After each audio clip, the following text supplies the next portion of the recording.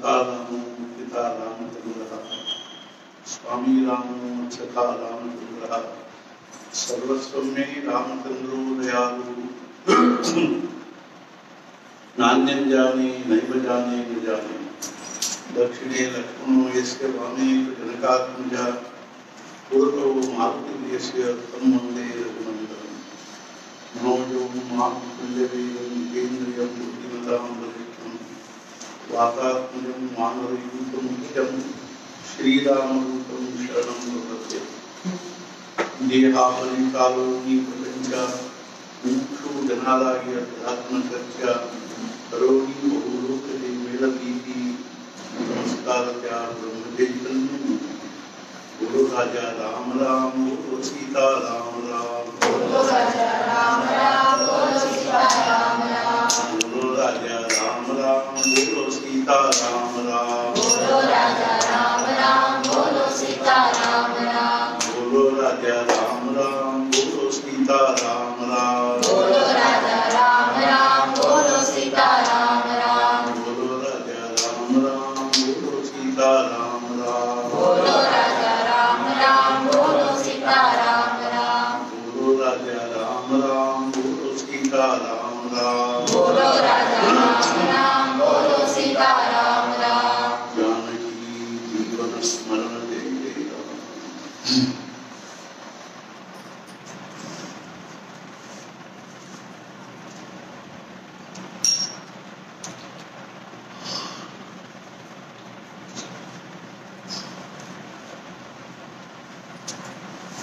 ಈ ಪ್ರಪಂಚದಲ್ಲಿ ಸಮಾಧಾನ ಅನ್ನುವಂಥದ್ದು ಏನಾದರೂ ಒಂದು ಅನುಭವ ಇದ್ರೆ ಕಾನ್ಸೆಪ್ಟ್ ಇದ್ರೆ ಅಥವಾ ಏನಾದರೂ ಒಂದಾದೊಂದು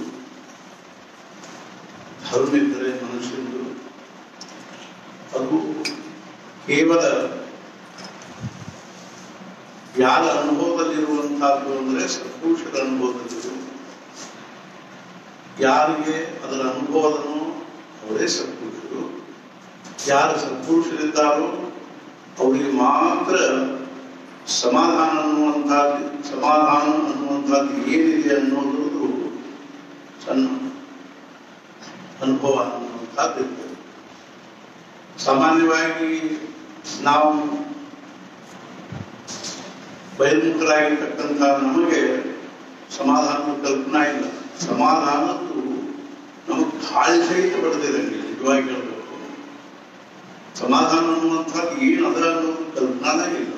ನಮಗೆ ಕಲ್ಪನಾ ಇರೋದೇನು ಅಂದ್ರೆ ಇಂದ್ರಿಯ ಸುಖಗಳು, ಅದನ್ನು ಉಂಟಾಗ್ತಕ್ಕಂಥ ಮನೋವಿಕಾರದ ಭಾವದಲ್ಲಿರ್ತಕ್ಕಂಥ ಆನಂದ, ಇವಷ್ಟೇ ನಮ್ಮ ಕಲ್ಪನಾ ಇರುವ ಹೊರತು ಉತ್ಸಾಹ ಇವೆಲ್ಲ ಏನವ ಅಂದ್ರೆ ಮನಸ್ಸಿನ ಧರ್ಮ. ಆದ್ರೆ ಸಮಾಧಾನ ಅನ್ನೋದು ಮನಸ್ಸಿನ ಆಚೆಗಿರ್ತಕ್ಕಂಥ ಅವಸ್ಥೆ. ಮನಸ್ಸು ಬುದ್ಧಿ ಇಂದ್ರಿಯ, ಮನಸ್ಸು ಬುದ್ಧಿ ಕ್ಷೇತ್ರ ಆಚೆಗಿರ್ತಕ್ಕಂಥದ್ದು ಏನಿದೆ ಅಂದ್ರೆ ಸಮಾಧಾನ ಅನ್ನುವಂಥದ್ದು. ಈ ಸಮಾಧಾನದ ಬಗ್ಗೆ ಇವತ್ತಿನ ಚರ್ಚೆ ಇದೆ. ಇದು ಜಗತ್ನೊಳಗನೆ ಸಹಸ್ರಾರು ವರ್ಷಗಳಿಂದ ಈ ಸಮಾಧಾನ ಚರ್ಚೆ ಮಾಡ್ಬೋದು ಬಂದಿದೆ. ಆದ್ರೆ ನಾವೆಲ್ಲರೂ ಏನದನ್ನು ಅದರ ಬಗ್ಗೆ ಮಾತಾಡ್ತೀವಿ ಅಷ್ಟೇ ಹೊರತು ಪ್ರತ್ಯಕ್ಷವಾಗಿ ಸಮಾಧಾನ ಅನ್ನುವಂಥದ್ದು ಅನುಭವ ನಮಗಿಲ್ಲ. ಯಾಕಿಲ್ಲ ಅಂದ್ರೆ ಯಾವುದ್ರೊಳಗೆ ನಾವು ಆಯುಷ್ಯವನ್ನೆಲ್ಲ ಕಳಿತೀವೋ, ಯಾವ ಭೂಮಿಕಾದಲ್ಲಿ, ಯಾವ ಇಂದ್ರಿಯಗಳ ಕ್ಷೇತ್ರದಲ್ಲಿ, ಮನಸ್ಸಿನ ಕ್ಷೇತ್ರದಲ್ಲಿ, ಬುದ್ಧಿಯ ಕ್ಷೇತ್ರದಲ್ಲಿ ನಮ್ಮ ಆಯುಷ್ಯ ಕಳೀತಾ ಇದ್ದೀವೋ ಈ ಕ್ಷೇತ್ರಕ್ಕೆ ಸಂಬಂಧಪಟ್ಟಿರೋ ವಿಷಯನೇ ಅಲ್ಲ. ಆದ್ರಿಂದನೇ 4000 ವರ್ಷಗಳ ಹಿಂದೆ ಭಗವಂತ ಅರ್ಜುನ್ ಕೇಳ್ತಾ ಇದ್ದಾನೆ ಏನಂದ್ರೆ, ಕೃಷ್ಣ ನಿನ್ನ ದೃಷ್ಟಿಯಲ್ಲಿ ಯಾವ ಒಂದು ಭಗವದ್ಗೀತೆಯಲ್ಲಿ ನೀನು ಉಪದೇಶ ಮಾಡಿದೆಯೋ ಆ ಭಗವದ್ಗೀತೆಯಲ್ಲಿ ಅಥವಾ ನಿನ್ನ ದೃಷ್ಟಿಯಲ್ಲಿ ಅಥವಾ ಭಗವದ್ಗೀತೆಯ ದೃಷ್ಟಿಯಲ್ಲಿ ಆದರ್ಶ ಪುರುಷನ ಲಕ್ಷಣ ಏನು? ಅವಾಗ ಕೃಷ್ಣ ಒಂದ ಮಾತಿನಲ್ಲಿ ಹೇಳ್ತಾನೆ, ಸಮಾಧಾನದಲ್ಲಿರ್ತಕ್ಕಂಥ ಮನುಷ್ಯನೇ ನನ್ನ ದೃಷ್ಟಿಯಲ್ಲಿ ಮತ್ತು ಭಗವದ್ಗೀತೆಯ ದೃಷ್ಟಿ ಅನ್ನೋದಕ್ಕೆ ಬಹಳ ದೊಡ್ಡ ಅರ್ಥ. ಏನಾಗ್ತಿದೆ ಅಂದ್ರೆ ಎಲ್ಲ ಉಪನಿಷತ್ತುಗಳ ಸಾರಭೂತವಾಗಿರ್ತಕ್ಕಂಥ ಭಗವದ್ಗೀತೆ.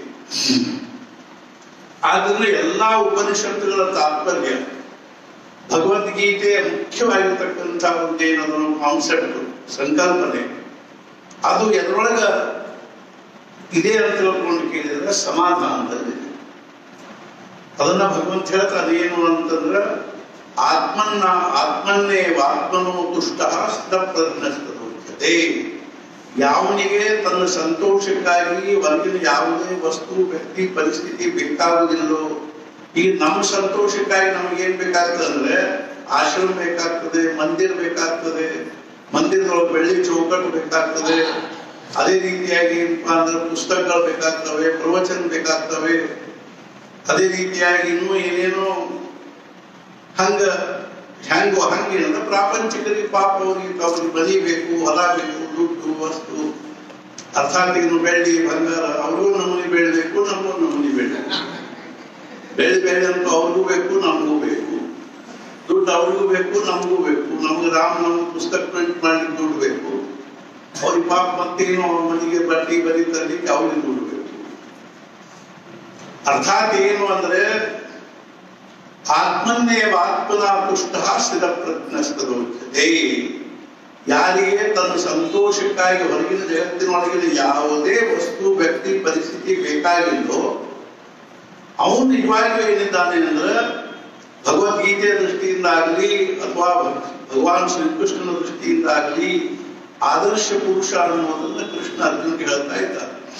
ಮಹಾರಾಜರು ಮಾತು ಹೇಳಿದ್ರೆ ಏನು ಅಂದ್ರೆ ಆಶ್ರಮದ ಕಟ್ಟಿ ಕುದಿಗೆ ತಲೆ ಬಡದು ರಕ್ತ ಬಂದು ಗಾಯಾಗಿ ನಮ್ಗೆ ತ್ರಾಸಾದರೂ ಅಷ್ಟೇ, ಅಥವಾ ಮನಿ ಕಟ್ಟಿ ಕುದಿ ತಲೆ ಬಡದು ರಕ್ತ ಬಂದು ಗಾಯಾಗಿ ತ್ರಾಸಾದರೂ ಬಂದ.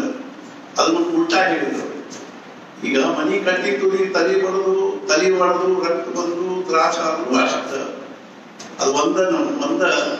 ಅದೇ ರೀತಿಯಾಗಿ ಏನು ಅಂದ್ರೆ ಆಶ್ರಮದ ಕಟ್ಟಿ ತುದಿಗೆ, ದೇವಸ್ಥಾನದ ಕಟ್ಟಿ ತುದಿಗೆ ತಲೆ ಹೊಡೆದು ರಕ್ತ ಬಂದ್ರು ಅಷ್ಟೇ ತ್ರಾಸಾಗ್ತದೆ. ಇದ್ರಾರ್ಥ ಏನು ಅಂದ್ರೆ ಮನಿ ಸಲುವಾಗಿ ತಲೆ ಕೆಡಿಸಿಕೊಂಡ್ರು ಅಷ್ಟ ತ್ರಾಸ, ಆಶ್ರಮದ ಸಲುವಾಗಿ ತಲೆ ಕೆಡಿಸಿಕೊಂಡ್ರು ಅಷ್ಟ ತ್ರಾಸ. ಆ ಮನಿ ಸಲುವಾಗಿ ತಲೆ ಕೆಡಿಸಿಕೊಳ್ಳೋದ್ರಾಗ ಏನಿರ್ತದೆ ಅಂದ್ರೆ ಅಗ್ದಿ ಸ್ವಲ್ಪ ಜನರ ಬಗ್ಗೆ ತಲೆ ಕೆಡಿಸ್ಕೊಂಡಂಗ 4, 5 ಹಮ್ದು ಹಮಾರೇದು ಅಷ್ಟು ಸಲುವಾಗಿ ತಲೆ ಕೆಡಿಸಿಕೊಳ್ಳೋದು. ಆಶ್ರಮದ ದೃಷ್ಟಿಯಿಂದ ತಲೆ ಕೆಡಿಸೋದು ಅಂದ್ರೆ ಸಾವಿರಾರು ಜನರ ಸಲುವಾಗಿ ತಲೆ ಕೆಡಿಸೋದು. ಇದು ಏನದನು ಅದರೊಳಗಿರ್ತಕ್ಕಂಥ ಮೂಲಭೂತ ವ್ಯತ್ಯಾಸ. ಆದ್ರಿಂದ ಏನಿದೆ ಅಂತಂದ್ರೆ ಯಾವ ಒಂದು ಕಾರ್ಯದ ಹಿಂದಿರ್ತಕ್ಕಂಥ ಒಂದು ಉದ್ದೇಶ, ಭೂಮಿಕಾ ಅಥವಾ ಧ್ಯೇಯ ಏನದನ್ನು ಉದಾತ್ತ ಇರ್ತದನೋ ಅದು ನಮ್ಮ ಮನಸ್ಸಿನ ಸಮಾಧಾನಕ್ಕೆ ಕಾರಣ ಆಗ್ತದೆ. ಇವಾಗ ನಾವು ಬೆಳ್ಳಿ ಚೌಕಟ್ಟು ಮಾಡ್ಬೇಕಂತ ಮಾಡಿದ್ವಿ, ಇದರಿಂದ ಲಕ್ಷಗಟ್ಟಲೆ ಜನರು ಸಂತೋಷ ಪಡ್ತಾರೆ. ನಮ್ಮ ಮನೆಯಾಗಿನ ದೇವ್ರ ಮನೆಗೆ ನಾವು ಬೆಳ್ಳಿ ಚೌಕಟ್ಟು ಮಾಡಿಸಿದ್ರೆ ಯಾರು ದಿನ ಬಂದು ನೋಡ್ಲಿಕ್ಕೆ ಹತ್ತು ಬಂದ್ರೆ ಅವ್ರಿಗೆ ಉಪಹಾರ ಕೊಡೋದು ತೊಂದರೆ ಆಗ್ತದೆ. ನಾಳಿಂದ ದಯವಿಟ್ಟು ಯಾರು ಬರ್ಬೇಕಪ್ಪ, ವರ್ಷಕ್ಕೆ ಒಂದ್ಸಲ ಕರಿತೀವಿ, ಅವ್ರು ಬಂದು ನೋಡಿ ಹೋಗ್ರಿ ಅಂತ ಹೇಳೋ ಪಾಳಿ ಬರ್ತದೆ. ಅರ್ಥಾತ್ ಏನು ಅಂದ್ರೆ ಇದ ಮೂಲಭೂತವಾಗಿರ್ತಕ್ಕಂಥ ವ್ಯತ್ಯಾಸ. ಯಾಕೆ ಹೇಳಿಕತ್ತೀನಿ ಅಂತಂದ್ರೆ ಆದ್ದರಿಂದ ಸಮಾಧಾನ ಅನ್ನುವಂಥದ್ದು ಏನದನು ಅದು ಈ ಪ್ರಪಂಚದ ಯಾವುದೇ ವಸ್ತು ವ್ಯಕ್ತಿ ಪರಿಸ್ಥಿತಿ ಸಂಬಂಧಪಟ್ಟಿರ್ತಕ್ಕಂಥದ್ದಲ್ಲ. ಅದಕ್ಕಾಗಿನೇ ಯಾವ ದೊಡ್ಡ ಶಿಕ್ಷಣದಿಂದಲೂ ಸಮಾಧಾನ ಆಗಂಗಿಲ್ಲ, ಯಾವ ದೊಡ್ಡ ಅಧಿಕಾರದಿಂದಲೂ ಸಮಾಧಾನ ಆಗಂಗಿಲ್ಲ. ಬೇಕಾದಷ್ಟು ನಾವು ಕೋಟಿಗಟ್ಟಲೆ ಸಂಪಾದನೆ ಮಾಡಿದ್ರು ಸಮಾಧಾನ ಆಗುವುದಿಲ್ಲ, ಬೇಕಾದಷ್ಟು ದೊಡ್ಡ ಮನೆ ಕಟ್ಟಿಸಿದ್ರು ಸಮಾಧಾನ ಇಲ್ಲ. ಅರ್ಥಾತ್ ಮತ್ತಿಷ್ಟು ದುಃಖಗಳ ಹೆಚ್ಚಾಕೋತಾ ಹೋಗ್ತವೆ. ಹೊರಟು ಮನೆ ಹೊಡೆದಾದಷ್ಟು ಧಾರವಾಡದಾಗ ಒಬ್ರು ಹೆಣ್ಮಗಳ ಮ್ಯಾಲಿನ ಬರ್ತಿದ್ರು ಇಲ್ಲ ನಮ್ಮ ಕಡೆಗೆ, ಇಲ್ಲಾಂದ್ರೆ ಮಹಾರಾಜನ ದರ್ಶನಕ್ಕೆ ಬರ್ತಿದ್ರು. ನಾವು ಆಮೇಲೆ ಬರೋದು ಬಿಟ್ರು ಅಂದ್ರೆ ಸಾಧಾರಣ ಬಿಟ್ಟಾರ. ಅವ್ರು ಕೇಳಿದೀವಿ ಒಂದು ದಿವಸ ಯಾಕಿದ್ರಿ ಮತ್ತು ಬಂದೇ ನೀವು ಇಲ್ರಿ, ನಮ್ಮ ಮನೆ ಸಾಮದಿದ್ರಿ, ಕೆಲಸ ಬಗ್ಸಿ ಅಷ್ಟ ಒಂದ್ 2 ಕೋಲಿದ್ದು ಅಷ್ಟ ಕಸ ಹುಡ್ಕೊಂಡು ಕೆಲಸ ಬಗ್ಸಿ ಮಾಡ್ಕೊಂಡು ಬರ್ತಿದ್ವಿ. ನಮ್ಮ ಮನೆಯವ್ರು ಒಂದು 7-8 ಕೋಲಿ ಮನೆಗಳಿದಾರ, ದಿನಾ ಅಷ್ಟು ಕೋಲಿ ಕಸ ಹುಡುಗುದು, ಒರೆಸುದು ಮನೆಯೊಳಗೆ ಕೆಲಸ ಬಗ್ಸಿ ಹಾಳಾಗ್ತವೆ. ಹಿಂಗಾಗಿ ನಮ್ಗೆ ಏನಾಗಂಗಿಲ್ಲ ಅಂತಂದ್ರೆ ಆಶ್ರಮಕ್ಕೆ ಬರ್ಲಿ, ಮಹಾರಾಜ ದರ್ಶನಕ್ಕೆ ಬರ್ಲಿಕ್ಕೆ ಅನುಕೂಲ ಆಗಂಗಿಲ್ಲ, ಸೌಡಾಗಂಗಿಲ್ಲ. ನಾನು ಹೇಳಿದೆ ನನ್ನ ಶಬ್ದದಾಗ ಅಂತೂ ಅಲ್ಲ. ಅರ್ಥಾತ್ ಏನು ತುಳಸಿದಾಸರ ಶಬ್ದದಾಗ ಹೇಳ್ತೀನಿ ಏನು ಅಂದ್ರೆ ಜಾಕೆ, ಅರ್ಥಾತ್ ಏನು ಅಂದ್ರೆ ತುಳಸಿದಾಸರಿಗೆ ಮೀರಾಬಾಯಿ ಒಂದು ಪತ್ರ ಬರೆದ್ರೊಳಗೆ ಅವ್ರು ಹೇಳ್ತಾರೆ. ಅರ್ಥಾತ್ ಏನು ಅಂದ್ರೆ ಜಾಕೆ ಪ್ರಿಯನ ರಾಮ ವೈದೇಹಿ ತಜೀವುತೆಹಿ ಕೋಟಿ ವೈರಿ ಸಮ ಪಿತಾತಜೋ ಪ್ರಹ್ಲಾದ ಭರತ ಮಹತಾರಿ ಗುರು ತಜೋ ಬಲಿ ಅರ್ಥಾತ್ ಏನು ಅಂದ್ರೆ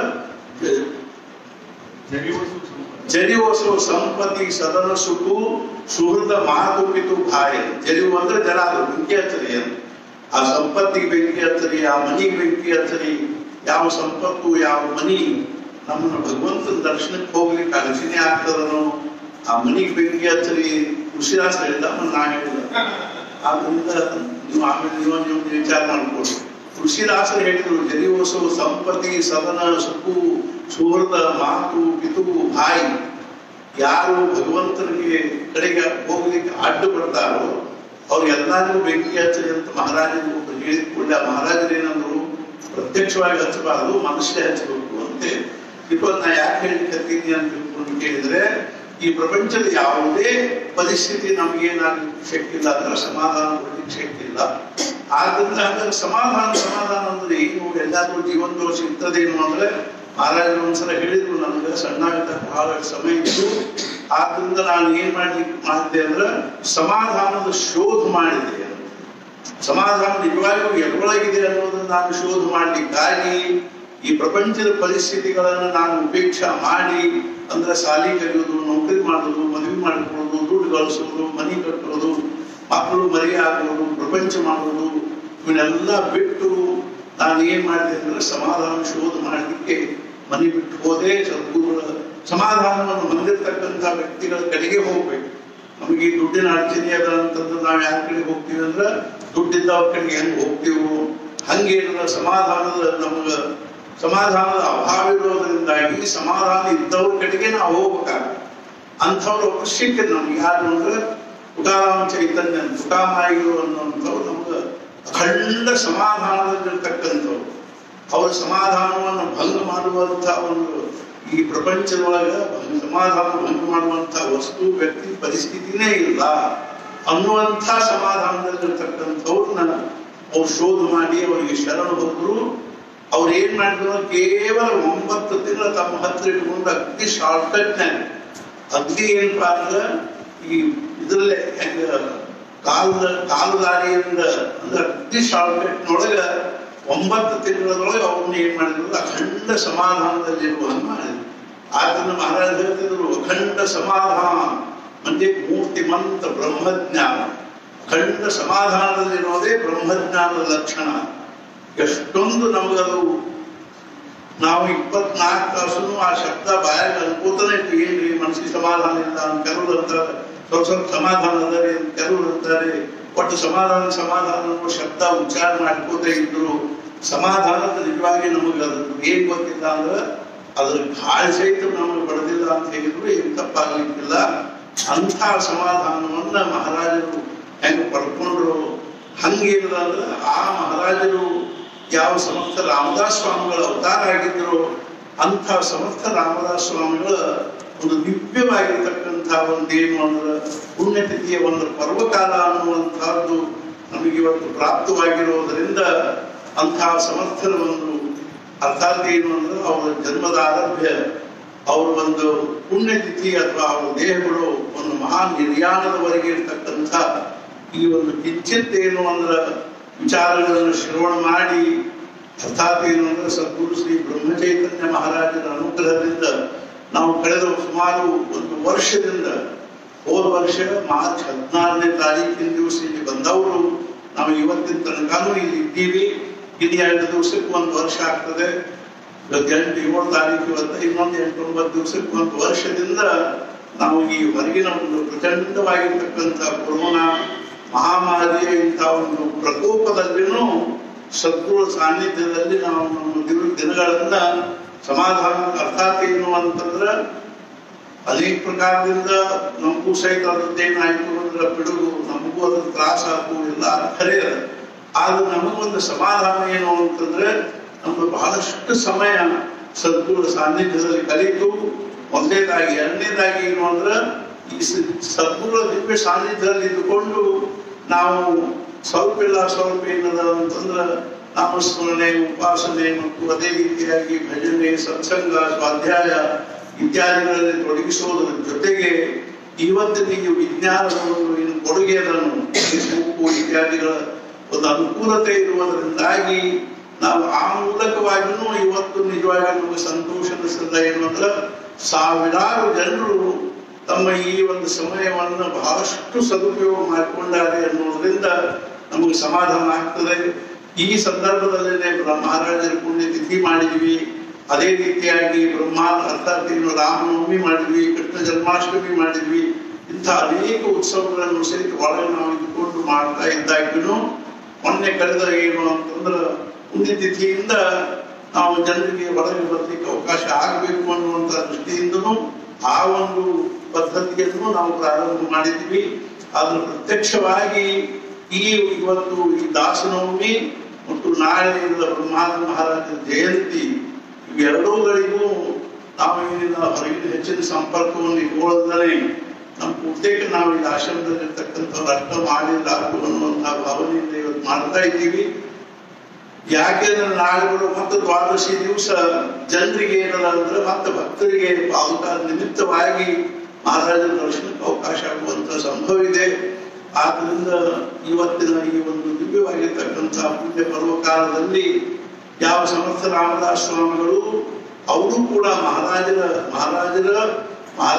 ಇದ್ದಾರೋ ಯಾವ ಸಮರ್ಥ ರಾಮದಾಸ ಸ್ವಾಮಿಗಳ ಅವತಾರವೇ ಆಗಿದ್ರು. ಅಂಥ ಸಮರ್ಥ ರಾಮದಾಸ ಸ್ವಾಮಿಗಳು ಸಹಿತ ಮಹಾರಾಜರು 12ನೇ ವರ್ಷಕ್ಕೆ ಮನೆ ಬಿಟ್ರು, ಸಮರ್ಥ ರಾಮದಾಸ ಸ್ವಾಮಿಗಳು 12ನೇ ವರ್ಷಕ್ಕೆ ಮನೆ ಬಿಟ್ರು, ಅವರ ಶಿಷ್ಯರಾಗಿರ್ತಕ್ಕಂಥ ಬ್ರಹ್ಮಾನಂದ ಮಹಾರಾಜರು 12ನೇ ವರ್ಷಕ್ಕೆ ಮನೆ ಬಿಟ್ರು. ಈ 12 ವರ್ಷ ಏನ್ರಿ ಅಂತಂದ್ರೆ ಜೀವನದಲ್ಲಿ ಬಹಳಷ್ಟು ಮಹತ್ವದ ಒಂದೊಂದು 12 ವರ್ಷಕ್ಕೆ ಮಹತ್ವದ, ಅದಕ್ಕೆ ನಾವು ತಪ ಅಂತ ಹೇಳ್ತೀವಿ. ಆ ರೀತಿಯಾಗಿ ಮಹಾರಾಜರು ಸಮರ್ಥ ರಾಮದಾಸ ಸ್ವಾಮಿಗಳ ಅವತಾರವೇ ಆಗಿದ್ರು. ಅಂಥ ಸಮರ್ಥ ರಾಮದಾಸ ಸ್ವಾಮಿಗಳು ಸ್ವತಃ ಮಾರುತಿ ಅವತಾರ ಆಗಿದ್ರು. ಆ ಮಾರುತಿಯು ಸಹಿತ ಅರ್ಥಾತ್ ಏನು ಅಂದ್ರೆ ಅವನು ಮಾರುತಿ ಅದಕ್ಕಿಂತಲೂ ಪೂರ್ವದಲ್ಲಿ ಮರುತ್ತಂತಂದ್ರೆ ವಾಯುದೇವರ ಅವತಾರ ಆಗಿದ್ದ ಅನ್ನುವಂಥದ್ರ ಬಗ್ಗೆ ಒಂದು ಕಡೆ ಹೇಳಿದ್ದಾರೆ. ಏನು ಅಂದ್ರೆ ಕೃತೇತು ಮಾರುತಾಖ್ಯಶ್ಚ ತ್ರೇತಾಯಾಂ ಪವನಾತ್ಮಜ ದ್ವಾಪರೇ ಭೀಮಸೇನಶ್ಚ ರಾಮದಾಸವು ಕಲಯುಗೆ. ಅರ್ಥಾತ್ ಏನು ತ್ರೇತಾಯುಗದಲ್ಲಿ ಅರ್ಥಾತ್ ಮರುತ್ತಾಗಿ ಅಂದ್ರೆ ಸಾಕ್ಷಾತ್ ಏನು ಅಂದ್ರೆ ವಾಯುದೇವರಾಗಿ ಇರ್ತಕ್ಕಂಥ ಭಗವಂತೇನೆ ತಾನು ಮುಂದೆ ಏನಾದ ಅಂದ್ರೆ ತ್ರೇತಾಯಾಂ ಪವನಾತ್ಮಜ, ತ್ರೇತಾಯುಗದಲ್ಲಿ ಪವನಾತ್ಮಜ ಅಂದ್ರೆ ಗಾಳಿ ಅರ್ಥಾತ್ ವಾಯುದೇವರ ಸುಪುತ್ರನಾಗಿರ್ತಕ್ಕಂಥ ಮಾರುತಿ ಅಂದ್ರೆ ಅಂಜನೇಯ ಪುತ್ರನಾಗಿ ಅದೇ ಮಾರುತಿ ಮತ್ತೇನಾದ ಅಂದ್ರೆ ಕಲಿಯುಗದಲ್ಲಿ ರಾಮದಾಸನಾಗಿ ಅವತಾರ ಮಾಡಿದ ಅಂತ ತಿಳ್ಕೊಂಡು ಹೆಂಗೆ ಹೇಳ್ತಾರೋ ಹಂಗೆ ಅದೇ ಸಮರ್ಥ ರಾಮದಾಸ ಸ್ವಾಮಿಗಳು ಮಹಾರಾಜರಾಗಿ ಅವತಾರ ಮಾಡಿದ್ರು.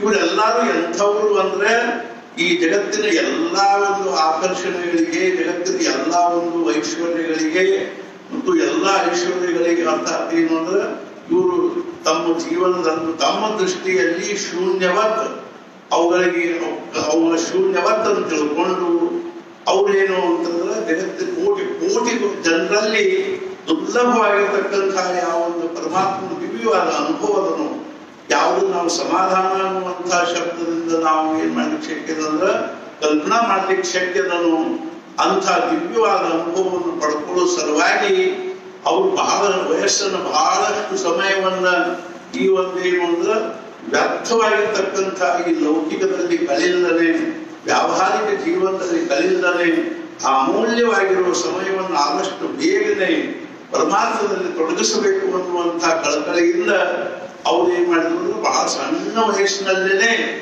ಇತ್ಲಾಗಿ ತೊಡಗಿಬಿಟ್ರು. ನಮ್ಗೆ 60-70 ವರ್ಷ ಆದ್ರೂ ಸಹಿತ ನಮ್ಗೆ ಅನಿಸೋದು ಏನು ಅಂದ್ರೆ ನಾವು ಇನ್ನರೇ ಯಾಕೆ ಆಗ್ಬಾರ್ದಪ್ಪ, ಬಹಳಷ್ಟು ನಾವು ಏನ್ ಮಾಡ್ಬೇಕು ಅಂದ್ರೆ ಈ ಭಗವಂತನ ಒಂದು ದಿವ್ಯವಾಗಿರ್ತಕ್ಕಂಥ ಅನುಭವ ಪ್ರಾಪ್ತವಾಗಬೇಕು, ಪಡ್ಕೋಬೇಕು ಅನ್ನುವಂಥ ಕಳಕಳಿಯಿಂದ ನಮ್ಗೆ ಇತ್ಲಾಗಿ ಮನಸ್ಸನ್ನು ಹಾಕ್ಲಿಕ್ಕೆ ಶಕ್ಯ ಆಗುದಿಲ್ಲ. ಅಂಥದ್ದು ಅವ್ರೇನ ಬಹಳ ಸಣ್ಣ ವಯಸ್ಸಿನಲ್ಲೇನೆ ಅವ್ರಿತ್ತಾಗ ಹೊರಡಿದ್ರು ಅನ್ನುವಂಥದ್ದು ವಿಶೇಷವಾಗಿರ್ತಕ್ಕಂಥದ್ದು. ಆದ್ರಿಂದಲೇ ಅವರಿಗೆ ಇವಾಗ ಅವ್ರಾಗಿ ಹೋಗಿ 400 ವರ್ಷಗಳಾದರೂ ಇಂದಿಗೂ ಸಹಿತ ಲಕ್ಷಾವಧಿ ಜನರ ಬಾಯಲ್ಲಿ ಅವರ ಹೆಸರು ಬರ್ತದೆ. ಅವ್ರ ಬಗ್ಗೆ ಅಷ್ಟೊಂದು ಪೂಜ್ಯ ಭಾವನೆ ಇರ್ತದೆ, ಅವ್ರು ಪೂಜೆ ಮಾಡ್ತಾರೆ. ಅವ್ರ ಬಗ್ಗೆ ಅವರ ಒಂದು ಆಧಾರದಿಂದ ತಮ್ಮ ಜೀವನವನ್ನು ಅತ್ಯಂತ ಸಮಾಧಾನದಲ್ಲಿ ಕಲಿಯಲಿಕ್ಕೆ ಪ್ರಯತ್ನ ಮಾಡ್ತಾರೆ. ಇಂಥವರಿಗೆ ನಾವು ಭಾರತೀಯ ಸಂಸ್ಕೃತಿಯಲ್ಲಿ ಮತ್ತು ವಿಶೇಷದ ಆಧ್ಯಾತ್ಮಿಕ ಒಂದು ಪರಂಪರೆಯನ್ನು ನಾವು ಏನಂತೀವಿ ಅಂದ್ರೆ ಸತ್ಪುರುಷರು ಅಂತ ತಿಳ್ಕೊಂಡು ಹೇಳ್ತೀವಿ. ಅಂಥ ಸತ್ಪುರುಷತೆ ಒಂದು ಸಾವಿರಾರು ವರ್ಷಗಳಿಂದ ಏನು ಒಂದು ಮಾಲಿಕೆ ಅದನ್ನು ಏನು ಪರಂಪರೆ ಅದನ್ನು ಆ ಪರಂಪರೆಯಲ್ಲಿ ಸಮರ್ಥ ರಾಮದಾಸ ಸ್ವಾಮಿಗಳು ಅಂದ್ರೆ ಅಗ್ರಪಂಕ್ತಿಯಲ್ಲಿ ಶೋಭಿಸುವಂಥವು. ಸಾಮಾನ್ಯವಾಗಿ ಅವರ ವ್ಯಕ್ತಿತ್ವವನ್ನು ನಾವು ಕಲ್ಪನಾ ಮಾಡಲಿಕ್ಕೆ ಶಕ್ಯ ಇಲ್ಲ. ಅಂಥ ಒಂದು ವಿಲಕ್ಷಣವಾಗಿರ್ತಕ್ಕಂಥ ವ್ಯಕ್ತಿತ್ವಗಳಂತ ಅವರು ಅರ್ಥಾತ್ ಏನು ಅಂತಂದ್ರೆ ಅವ್ರದ್ದು ಒಂದು ಇವತ್ತೇನಿದೆ ಅಂತ ಪುಣ್ಯತಿಥಿ ಅವ್ರು ದೇಹ ಬಿಟ್ಟಿರ್ತಕ್ಕಂಥ ಒಂದು ದಿವ್ಯವಾಗಿರ್ತಕ್ಕಂಥ ಒಂದು ಪರ್ವಕಾಲ. ಆ ಪುಣ್ಯತಿಥಿಯ ನಿಮಿತ್ತವಾಗಿ ನಾವು ಶ್ರೀ ಸದ್ಗುರುಗಳ ದಿವ್ಯ ಸಾನ್ನಿಧ್ಯದಲ್ಲಿ ಶ್ರೀ ಕ್ಷೇತ್ರ ಹೆಬ್ಬಳ್ಳಿಯಲ್ಲಿ ನಾವು ಅವರು ಒಂದು ದೇಹ ಬಿಟ್ಟಿರ್ತಕ್ಕಂಥ ಸಮಯದಲ್ಲಿನೇ ದೇಹ ಬಿಟ್ಟದ್ದು ಸರಿಯಾಗಿ 12:12ವರೆಗೆ ಅವ್ರ ಜನ್ಮ ಆದದ್ದು ಸರಿಯಾಗಿ 12ವರೆಗೆ. ಜನ್ಮ ಆದದ್ದು ಚೈತ್ರ ಶುಕ್ಲ ನವಮಿ ಮಧ್ಯಾಹ್ನ 12 ಗಂಟೆಗೆ. ಅವ್ರ ದೇಹ ಬಿಟ್ಟದ್ದು ಮಾಘವದ್ಯ ನವಮಿ ಅರ್ಥಾತ್ ಏನು ಅಂದ್ರೆ ಸರಿಯಾಗಿ ಮಧ್ಯಾಹ್ನ 12 ಗಂಟೆಗೆ. ಆದ್ರಿಂದ ಇಂಥ ಒಂದು ವಿಲಕ್ಷಣವಾಗಿರೋ ಒಂದು ಆ ವ್ಯಕ್ತಿತ್ವದ ಒಂದು ದಿವ್ಯವಾಗಿರ್ತಕ್ಕಂತಹ ಸ್ಮರಣೆಯನ್ನು ಮಾಡಿಕೊಂಡು ನಾವು ಅವರಿಗೆ ಆ ಪುಣ್ಯ ಸ್ಮೃತಿಯ ರೂಪದಲ್ಲಿ ಅವರಿಗೆ ಗುಲಾಲು ಹಾಕಿ ನಮಸ್ಕಾರ ಇನ್ನು ಬಹಳ ಇನ್ನು ಸುರುನಾಗಿಲ್ಲ ಗುಲಾಲ್ ಹಾಕಿ ನಾವು ಅವರಿಗೆ ಏನು ಅಂದ್ರೆ ನೈವೇದ್ಯ ಆರತಿ ಮಾಡುವಂತಹ ಸಂದರ್ಭ ಇರುವುದರಿಂದಾಗಿ ನಾನು ಸಂಕ್ಷಿಪ್ತದಲ್ಲಿ ಅವ್ರ ಬಗ್ಗೆ ಇನ್ನೊಂದು 4 ಮಾತು ಹೇಳಿ ಚರಿತ್ರಾತ್ಮಕವಾಗಿರ್ತಕ್ಕಂಥದ್ದು ಹೇಳಿ ಆಮೇಲೆ ಅವರ ಒಂದು ಪುಣ್ಯ ಸ್ಮೃತಿಯ ಒಂದು ಸಂದರ್ಭವನ್ನು ನಾನು ಸ್ವಲ್ಪದರಲ್ಲೇ ಹೇಳಿ ಆಮೇಲೆ ನಾವೆಲ್ಲರೂ ಮಹಾರಾಜ ಸಮರ್ಥ ರಾಮದಾಸ ಸ್ವಾಮಿಗಳಿಗೆ ಗುಲಾಲ್ ಹಾಕಿ ನೈವೇದ್ಯ ಆರತಿ ಮಾಡ್ತೀವಿ. ಆದ್ರಿಂದ ಅರ್ಥಾತ್ ಏನು ಅಂದ್ರೆ ಸಮರ್ಥ ರಾಮದಾಸ ಸ್ವಾಮಿಗಳನ್ನ ಹೇಳಿದ್ರೆ ಅರ್ಥಾತ್ ಏನು ಅಂದ್ರೆ ಸಾಮಾನ್ಯವಾಗಿರ್ತಕ್ಕಂಥ ಒಂದು ಇದು ಅಲ್ಲ, ವ್ಯಕ್ತಿತ್ವ ಅಲ್ಲ, ನಾವು ಕಲ್ಪನಾ ಮಾಡ್ಲಿಕ್ಕೆ ಶಕ್ಯ ಇಲ್ಲ ಅಂತ ಒಂದು ವಿಲಕ್ಷಣವಾಗಿರ್ತಕ್ಕಂಥ ಒಂದು ವ್ಯಕ್ತಿತ್ವದು ಭಾರತೀಯ ಒಂದು ಆಧ್ಯಾತ್ಮಿಕ ಪರಂಪರೆಯಲ್ಲಿ ತಮ್ಮದೇ ಆಗಿರತಕ್ಕಂಥ ಒಂದು ವಿಲಕ್ಷಣತೆಯನ್ನು ಹೊಂದಿರತಕ್ಕಂಥ ವ್ಯಕ್ತಿತ್ವ. ಅದು ಒಂದು ನಮ್ಗೆ ಅಭಿಮಾನದ ವಿಷಯ ಏನು ಅಂದ್ರೆ ಅವರಿಂದಲೇ ನಮ್ಮ ಪರಂಪರೆ ಅನ್ನುವಂಥದ್ದು ಬೆಳ್ಕೊಂಡು ಬಂದಿರುವುದಾದ್ರಿಂದ ರಾಮದಾಸಿ ಸಂಪ್ರದಾಯ ಅನ್ನುವಂಥ ಒಂದು ಅರ್ಥಾತ್ ಭಾವದಿಂದ ಬೆಳ್ಕೊಂಡು ಬಂದಿರುವುದಾಗಿರುವುದರಿಂದ ನಮಗೆಲ್ಲರಿಗೂ ಅವರ ಬಗ್ಗೆ ಅತ್ಯಂತ ಗೌರವ ಅಭಿಮಾನ. ತುಕಾಮಾಯಿಗಳು ಮಹಾರಾಜರಿಗೆ ಬ್ರಹ್ಮಜ್ಞಾನವನ್ನು ಕೊಟ್ಟು ಬ್ರಹ್ಮ ಚೈತನ್ಯ ಹೆಸರಿಟ್ಟು ಆಶೀರ್ವಾದ ಮಾಡಿದಾಗ ಒಂದು ಮಾತು ಹೇಳಿದ್ರಿ ಏನು ಅಂದ್ರೆ ನನ್ನ ಬಗ್ಗೆ ನೀನೇನ್ ಮಾಡಬೇಡ, ನನ್ನ ಪ್ರಸಿದ್ಧಿ ಮಾಡ್ಲಿಕ್ಕೆ ಹೋಗ್ಬೇಡ, ನನ್ನ ಪ್ರಚಾರ ಮಾಡಬೇಡ, ನನ್ನ ಮಹತ್ವ ಬೆಳೆಸಬೇಡ, ಮುಖ್ಯವಾಗಿ ನೀನು ಏನ್ ಮಾಡುವಂದ್ರೆ ಸಮರ್ಥರ ಮಹತ್ವ ಬೆಳೆಸುವಂತ ತಿಳ್ಕೊಂಡು ಹೇಳಿದ್ರು. ಅಷ್ಟೊಂದು ಅರ್ಥಾತ್ ಏನು ನಮ್ಮ ಸಂಪ್ರದಾಯದಲ್ಲಿ ಅರ್ಥಾತ್ ನಮ್ಮ ಒಂದು ಪರಂಪರೆಯಲ್ಲಿ ಅಥವಾ ಆಧ್ಯಾತ್ಮಿಕ ಒಂದು ಪರಂಪರೆಯಲ್ಲಿ ಸಮರ್ಥ ರಾಮದಾಸ ಸ್ವಾಮಿಗಳದ್ದು ಏನದಾದ್ರೂ ಅಂತ ಒಂದು ಮಹತ್ವ ಇದೆ. ಸಮರ್ಥ ರಾಮದಾಸ ಸ್ವಾಮಿಗಳು ಅವ್ರ ಈಶ್ವರೀಯ ಒಂದು ಯೋಜನೆಗೆ ಅನುಸಾರವಾಗಿ ಸಂಕಲ್ಪಕ್ಕೆ ಅನುಸಾರವಾಗಿ ಅವ್ರ ಅವತಾರ ಆಯಿತು.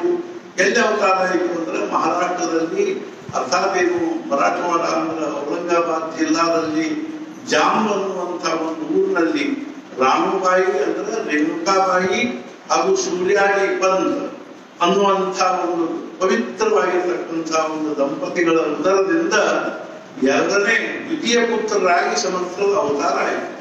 ಆಶ್ಚರ್ಯ ಏನು ಅಂದ್ರೆ ನಮ್ಮ ಭಾರತೀಯ ಒಂದು ಆಧ್ಯಾತ್ಮಿಕ ಪರಂಪರೆಯಲ್ಲಿ ಒಂದು ಆಶ್ಚರ್ಯದ ಸಂಗತಿ ಏನು ಅಂದ್ರೆ ಸಮರ್ಥ ರಾಮದಾಸ ಸ್ವಾಮಿಗಳು 21 ಪೀಳಿಗೆಗಳ ಪ್ರತಿಯೊಂದು ಪೀಳಿಗೆಯ ಅರ್ಥಾತ್ ಪ್ರತಿಯೊಂದು ಪೀಳಿಗೆಯವರ ಹೆಸರೇನದು ಅಂದ್ರೆ ಇವ್ರದ್ದು ಹೆಸರಿದೆ. 21 ಪೀಳಿಗೆ ಹೆಸರಿವೆ. ಸಾಧಾರಣವಾಗಿ ಅಷ್ಟು ದೂರಿನ ಹೆಸರಿರೋದು ಬಹಳ ದುರ್ಲಭ. ಮಹಾರಾಜರು ಸಹಿತ ಹೇಳ್ಬೇಕಾದ್ರೆ ನಾವು ಅಗ್ದಿ ಬಹಳ ಹಿಂದೆ ಹೋಗಿ ಏನ್ ಅನ್ಬೋದು ಅಂತಂದ್ರೆ ರುದ್ರೋಪಂತರು ಅಂತ ಹೇಳ್ಬೋದು, ಅವ್ರ ಮಗ ಇವರು ಅಂತ ತಿಳ್ಕೊಂಡು 4-5 ತಲೆಮಾರುಗಳಂತ ಹೇಳ್ಬೋದು. ಆದ್ರೆ 21 ತಲೆಮಾರುಗಳ ಹೆಸರು ಅಗ್ದಿ ವ್ಯವಸ್ಥಿತವಾಗಿ ಅವ್ರದ್ದೆಲ್ಲ ಏನು ಅಂದ್ರೆ ಸ್ವಲ್ಪ ಯಾಕಾಗುವಂತಕ್ಕ ಅವ್ರ ಬಗ್ಗೆ ಪರಿಚಯ ಇರ್ತಕ್ಕಂಥ ಒಂದು ವಿಲಕ್ಷಣ ಒಂದೇನು ಅಂದ್ರೆ ಒಂದು ಕುಟುಂಬ ಅಥವಾ ಒಂದು ಪರಂಪರೆ ಒಂದು ಮನೆತನ ಅಂತಂದ್ರೆ ಸಮರ್ಥರಾಗಿ. ಸಮರ್ಥದ 3 ಪುರುಷರ ಹೆಸರು ದಶರಥ ಪಂತ ಅಂತ. ಅವರಿಗೆ ರಾಮಚಂದ್ರ ಪಂತ, ಲಕ್ಷ್ಮಣ ಪಂತ, ಭರತ ಪಂತ ಹೀಗೆಲ್ಲ ಹೆಸರು ಹಾಕೋತ ಕೊನೆಗೆ ಏನು ಅಂದ್ರೆ ಕೌಸರ ಅಂತ ಮನೆ ಅಡ್ಡ ಹೆಸರು. ಕೌಸರ ಮನೆತನದವರು ಸೂರ್ಯೋಪಾಸಕರಾಗಿರ್ತಕ್ಕಂಥವ್ರು ತಂದೆ ಸೂರ್ಯಾದೀಪ ಅಂತ ತಿಳ್ಕೊಂಡನೆ ಅವ್ರ ತಾಯಿ ಹೆಸರು ರೇಣುಕಾಬಾಯಿ ಅಂತ. ಜಾಮ್ ಅನ್ನುವಂಥ ಒಂದು ಸಣ್ಣ ಊರಿನಲ್ಲಿರ್ತಕ್ಕಂಥವ್ರು ಮೊದಲಿನಿಂದಲೂ ಸೂರ್ಯನ ಉಪಾಸನೆ ಮಾಡಿಕೊಂಡಿರ್ತಕ್ಕಂಥ ಸೂರ್ಯಾದೀಪಂತರಿಗೆ ಅವ್ರಿಗೆ ಅರ್ಥಾತ್ ಸೂರ್ಯನಾರಾಯಣನ ಅನುಗ್ರಹದಿಂದ ಒಂದು ಗಂಡು ಮಗುವಾಯಿತು, ಗಂಗಾ ಮಾತೆಯ ಅನುಗ್ರಹದಿಂದಲೂ ಗಂಡು ಮಗುವಾಗಿತ್ತು ಅನ್ನುವಂಥ ಭಾವದಿಂದ ಅವರಿಗೆ ಗಂಗಾಧರ ಅಂತ ಹೆಸರಿತ್ತು. ಅವರ ಜನ್ಮ ಆದದ್ದು ಶಾಲಿವಾಂಶಕ್ಕೆ 1527 ವಿಶ್ವಾವಸುನಾಮ ಸಂವತ್ಸರ ಮಾರ್ಗಶೀರ್ಷ ಶುಕ್ಲ ತ್ರಯೋದಶಿ ಗುರುವಾರ ಇಸ್ವಿಸನ್ 1405 ಡಿಸೆಂಬರ್. ಅರ್ಥಾತ್ ಏನು ಅಂದ್ರೆ ಶ್ರೇಷ್ಠ ಗಂಗಾಧರ ಪಂತರು ಅಂತಿದ್ರು. ಅವ್ರ ಗೃಹಸ್ಥಾಶ್ರಮೇ ಆದ್ರ. ಆಮೇಲೆ ಅವರ ಜನ್ಮ ಏನಾದ್ರು 1405 ಇಸ್ವಿ, ಶಾಲಿವಾಂಶಕ್ಕೆ 1405 ಅಂದ್ರೆ ಇವಾಗ ಎಷ್ಟಾಯ್ತು ಅಂದ್ರೆ 21ನೇ ಇಸ್ವಿ. ಈಗ 2021 ಈಗ 2021ನೇ ಇಸ್ವಿ ಅಂತಂದ್ರೆ 400 ಅರ್ಥಾತ್ ಏನು ಅಂದ್ರೆ 416 ವರ್ಷ ಆಯ್ತು. ಅದೇ ರೀತಿಯಾಗಿ ಅವರ ದ್ವಿತೀಯ ಪುತ್ರ ಮುಂದೆ 3 ವರ್ಷಕ್ಕೆ ಇನ್ನೊಬ್ಬರು ಗಂಡು ಮಗು ಆದರೂ ಅವ್ರು ಯಾರು ಅಂದ್ರೆ ನಮ್ಮ ಸಮರ್ಥ ರಾಮದಾಸ ಸ್ವಾಮಿಗಳು. ಇವ್ರದ್ದು ಶಾಲಿವಾಂಶಕ್ಕೆ 1530 ಕೀಲಕ ನಾಮ ಸಂವತ್ಸರ ಚೈತ್ರ ಶುಕ್ಲ ನವಮಿ ರವಿವಾರ ಎಷ್ಟು ಬರೋಬ್ಬರಿ ಬಂದಿದೆ ನೋಡಿ ಎಲ್ಲ. ಅರ್ಥಾತ್ ಶ್ರೀ ರಾಮದೇವರದನೇ ಇಸ್ವಿಸನ್ ಚೈತ್ರ ಶುಕ್ಲ ನವಮಿ ಮಧ್ಯಾಹ್ನ 12 ಗಂಟೆಗೆನೆ ಅವರು ಜನ್ಮ ಆದದ್ದು. ಇಸ್ವಿಸನ್ 1408 ಏಪ್ರಿಲ್ನಲ್ಲಿ ಮಧ್ಯಾಹ್ನ 12 ಗಂಟೆಗೆ ಪುನರ್ವಸು ನಕ್ಷತ್ರ ಚತುರ್ಥ ಚರಣ ಕರ್ಕ ರಾಶಿ. ಅರ್ಥಾತ್ ಏನು ಅಂದ್ರೆ ರಾಮದೇವರದು ಯಾವ ಒಂದು ಇಸ್ವಿ ಅಥವಾ ರಾಮದೇವರ ಜನ್ಮ ದಿವಸ ಯಾವ ಒಂದು ಮುಹೂರ್ತಿತ್ತೋ ಅದ್ರ ಬಗ್ಗೆ ಚಂಪು ರಾಮಾಯಣ ಬರೀತಾರೆ. ಏನು ಅಂದ್ರೆ ಉಚ್ಚಸ್ಥೆ ಗ್ರಹ ಪಂಚಕೆ ಸುರಗುರೌ ಸೇಂದವು ನವಮ್ಯಾಂಥವು ಲಗ್ನೇ ಕರ್ಕಟಕೆ ಪುನರ್ವಸುಯುತೆ ಮೇಷಂಗತೆ ಭೂಷಣಿ ನಿರ್ದಗ್ಧು ನಿಖಿಲಾ ಪಲಾಶ ಸಮಿಧ ಮೇಧ್ಯಾದಯೋಧ್ಯಾರಣೆ ಆವಿರ್ಭೂತ ಮಭೂತ ಪೂರ್ವ ಪರಂ ಯತ್ಕಿಂಚ ರೇಕಂ ಮಹಾ ಅಂತ ಚಂಪು ರಾಮಾಯಣದಲ್ಲಿ ಬರೀತಾರೆ. ರಾಮನ ಒಂದು ಜನ್ಮ ಕುಂಡಲಿಯನ್ನೇ ಈ ಶ್ಲೋಕದಲ್ಲಿ ಬರೀತಾರೆ. ಅದೇ ಮುಹೂರ್ತದಲ್ಲೇನೆ ಏನಾಯ್ತು ಅಂತಂದ್ರೆ ಸಮರ್ಥ ರಾಮದಾಸ ಸ್ವಾಮಿಗಳ ಜನ್ಮ ಆಯಿತು. ಅರ್ಥಾತ್ ಇಂಥ ಸಮರ್ಥ ರಾಮದಾಸ ಸ್ವಾಮಿಗಳು ಹುಟ್ಟಿದ ಕೂಡಲೇ ಅವರು ದಿವ್ಯವಾಗಿರ್ತಕ್ಕಂಥ ಒಂದು ಆಧ್ಯಾತ್ಮಿಕ ಭಾವವನ್ನು ತಗೊಂಡನೇ ಬಂದು ಹುಟ್ಟಿರ್ತಾರೆ. ಆದ್ರಿಂದ ಸಣ್ಣವರಿದ್ದಾಗಿಂದನೂ ಅವರಲ್ಲಿ ಏನಿತ್ತು ಅಂದ್ರೆ ವಿಲಕ್ಷಣವಾಗಿರ್ತಕ್ಕಂಥ ಒಂದು ಆಧ್ಯಾತ್ಮಿಕ ತೇಜ ಅನ್ನುವಂಥದ್ದಿದ್ದು ಅವರಿಗೆ ತಂದೆ. ಅರ್ಥಾತ್ ಇನ್ನೊಂದು 8ನೇ ವರ್ಷಕ್ಕೆ ಅವರು ಉಪನಯನವನ್ನು ಮಾಡಿದರು. ಆಮೇಲೆ ತಂದೆ ತೀರ್ಕೊಂಡ್ರು. ಆಮೇಲೆ ಮನೆಯಲ್ಲಿ ತಾಯಿ ಅಣ್ಣ ಮತ್ತು ಇವರಿಗೆ ನಾರಾಯಣ ಅಂತ ಹೆಸರಿಟ್ಟಿದ್ರು. ಬಹಳ ಮೊದಲಿನಿಂದಲೂ ಏನು ಅಂದ್ರೆ ಬಹಳ ಉಲ್ಕೋಚಿ ಸ್ವಭಾವ, ಕುಂಟ ಸ್ವಭಾವ. ಈ ಪರಂಪರಾಗಳು ಸ್ವಲ್ಪ ಒಂದು ಪ್ರವೃತ್ತಿ. ಯಾಕಂದ್ರೆ ಮೂಲದಲ್ಲಿ ಯಾರು ಅಂತಂದ್ರೆ ಮಾರುತಿ ಅವತಾರದ ಪರಂಪರೆ ಆಗಿರೋದ್ರಿಂದ ಸಾಧಾರಣ ಮಂಗ್ಯಾತನ ಎಲ್ಲಾ ಕಡೆಗೂ ಕರ್ಕೊಂಡು ಬಂದಿರೋದು. ಅದು ಇವತ್ತಿಗೂ ಸ್ವಲ್ಪ ಅವರ ಲಕ್ಷಣಗಳು ಕಾಣಿಸ್ತವೆ. ಈ ರೀತಿಯಾಗಿರ್ತಕ್ಕಂಥ ಪರಂಪರೆಯಲ್ಲಿ ಸಣ್ಣವರಿದ್ದಾಗ ಬಹಳ ಅಂದ್ರೆ ಬಹಳ ತುಂಟಾಟಿಕೆ. ಬ್ರಹ್ಮಾನಂದ ಮಹಾರಾಜರ ಕಾಲಾಗೂ ಅವ್ರ ತಂದೆ ತಾಯಿ ಸಾಕಾಗಿ ಹೋಗಿತ್ತು. ಮಹಾರಾಜರ ಕಾಲಾಗೂ ಅವ್ರ ತಂದೆ ತಾಯಿ ಸಾಕಾಗಿ ಹೋಗಿತ್ತು. ಸಮರ್ಥರ ಕಾಲಾಗಂತೂ ಬಹಳ ತಂದೆ ತಾಯಿ ಸಾಕಾಗಿ ಹೋಗಿತ್ತು. ಎಷ್ಟೊಂದು ತುಂಟತನ ಆದ್ರೂ ಅಷ್ಟ ವಿಲಕ್ಷಣ ವ್ಯಕ್ತಿತ್ವ ಅವರಲ್ಲಿ ಕಂಡು ಬರ್ತಿತ್ತು. ಒಂದು ಸಣ್ಣ ಸಣ್ಣ ಉದಾಹರಣೆ ಹೇಳಬೇಕು ಅಂದ್ರೆ ಒಂದು ದಿವಸ ಅವ್ರ ಮನೆಯಲ್ಲಿ ಏನಿತ್ತು ಅಂದ್ರೆ ಅವ್ರ ಮನೆಯಲ್ಲಿ ಏನೋ ಒಂದು ನಾಳೆ ವಿಶೇಷ ಕಾರ್ಯಕ್ರಮ ಇತ್ತು. ಮರುದಿವಸ ಏನೋ ಒಂದು ಮನೆಯೊಳಗೆ ವಿಶೇಷ ಕಾರ್ಯಕ್ರಮ ಇತ್ತು. ಒಂದು 20-25 ಮಂದಿ ಊಟಕ್ಕೆ ಇದ್ರು. ತಂದೆ ಇದ್ದಿದ್ದಿಲ್ಲ, ತಾಯಿ ಇದ್ರು, ರಾಮಬಾಯಿ ಇರ್ತಿದ್ರು. ಅವ್ರಿಗೆ ಅವ್ರು ಹೇಳಿದ್ರು, ಅಲ್ಲೋ ನಾರಾಯಣ, ನೀವಿಬ್ರು ಯಾವಾಗ ನೋಡಿದ್ರು ಬರೇ ನೋಡ್ರಿ ಅದು ಅವ್ರ ವ್ಯಕ್ತಿತ್ವನ ಹೆಂಗಿರ್ತಾವೆ ಅಂತಂದ್ರೆ ನಮ್ಮ ವ್ಯಕ್ತಿತ್ವ ಅಂದ್ರೆ ಬ್ಯಾಲಿನ ಟೈಪ್ ಇರ್ತಾವ. ಅವ್ರು ಹೆಂಗ ಬೈಯೋದ್ರೊಳಗೂ ಅವ್ರ ವ್ಯಕ್ತಿತ್ವದ ಒಂದು ನಿರ್ದೇಶನ ಆಗುತ್ತೆ. ಅವ್ರ ತಾಯಿಯನ್ನು ಏನ್ ಯಾವಾಗ ನೋಡಿದ್ರು ನೀವಿಬ್ರು ಅಣ್ಣ ತಮ್ಮ ದೇವ್ರ ಮನ್ಯಾಗ ಕೂತಿರ್ತೀರಿ.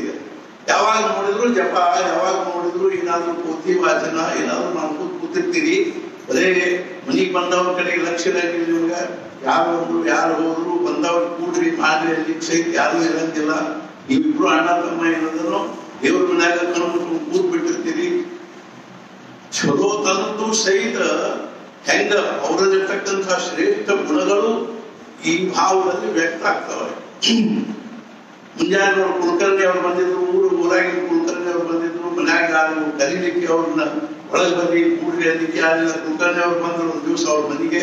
ಏನು ಆದ ಅನುಭವ ಈಗ ನೀವು ಎರಡು ಮಕ್ಕಳು ಯಾವಾಗ ನೋಡಿದ್ರು ದೇವ್ರ ಮನ್ಯಾಗ ಕೂತ್ಬಿಟ್ಟಿರ್ತಾವ ಗಪ್ಪ ಗಿಪ್ಪ ಅನ್ಕೋತ ಮನೆಗೆ ಒಳಗೆ ಬಂದ್ರೆ ಯಾರು ಏನಪ್ಪ ಅನ್ನೋ ಒಂದು ಮಣಿ ಇಡೋರಿಲ್ಲ, ಒಂದು ಆಸನ ಹಾಕೋರಿಲ್ಲ, ಮನ್ಯಾಗ ಏನ್ ಅಡಿಗೆ ಮನ್ಯಾಗ ಕೂಡ್ತಿ ಅಂತೆಲ್ಲ ಅಂದ ಕೂಡಲೇ ರಾಮಬಾಯಿ ನಾರಾಯಣ ಹೇಳಿದ್ರು, ಏನಪ್ಪ ನಾರಾಯಣ ಹಿಂಗ್ ಮನೆಗೆ ಬಂದವ್ರಿಗೆ ಯಾರಿಗೂ ಏನದ ಕೂಡಲಿಕ್ಕೂ ಯಾರಿರಂಗಿಲ್ಲ, ನೀವು ಇಬ್ರು ಏನದ ದೇವ್ರ ಮನ್ಯಾಗ ಕಣ್ಣು ಮುಚ್ಕೊಂಡು ಕೂತ್ ಬಿಡ್ತೀರಿ, ನಮಗ ಆ ಬುದ್ಧಿ ಬರಬಾರ್ದಲ್ಲ, ಕಣ್ಣು ಮುಚ್ಕೊಂಡು ಕೂಡೋ ಬುದ್ಧಿ ನಮಗ್ ಬರಬಾರ್ದು. ನಾವು ಯಾವಾಗಲೂ ಅಂಗಳದಾಗ ಇರ್ತೀವಿ. ಅದಕ್ಕೆ ಯಾಕೆ ಅಂತಂದ್ರೆ ನಾವು ಹೊರಗ ಇರ್ತೀವಿ, ಅವ್ರು ಒಳಗೆ ಇರ್ತಾರೆ. ನಾವು ಬಹಿರ್ಮುಖ ಇರ್ತೀವಿ, ಅವ್ರು ಅಂತರ್ಮುಖ ಇರ್ತಾರೆ. ಯಾವಾಗ ಅಂದ ಕೂಡಲೇ ನಾರಾಯಣನೊಳಗ ಏನೊಂದು ವಿಲಕ್ಷಣ ಒಂದು ವ್ಯಕ್ತಿತ್ವ ಇತ್ತು, ಅದು ಜಾಗೃತ ಆತ್ಮ.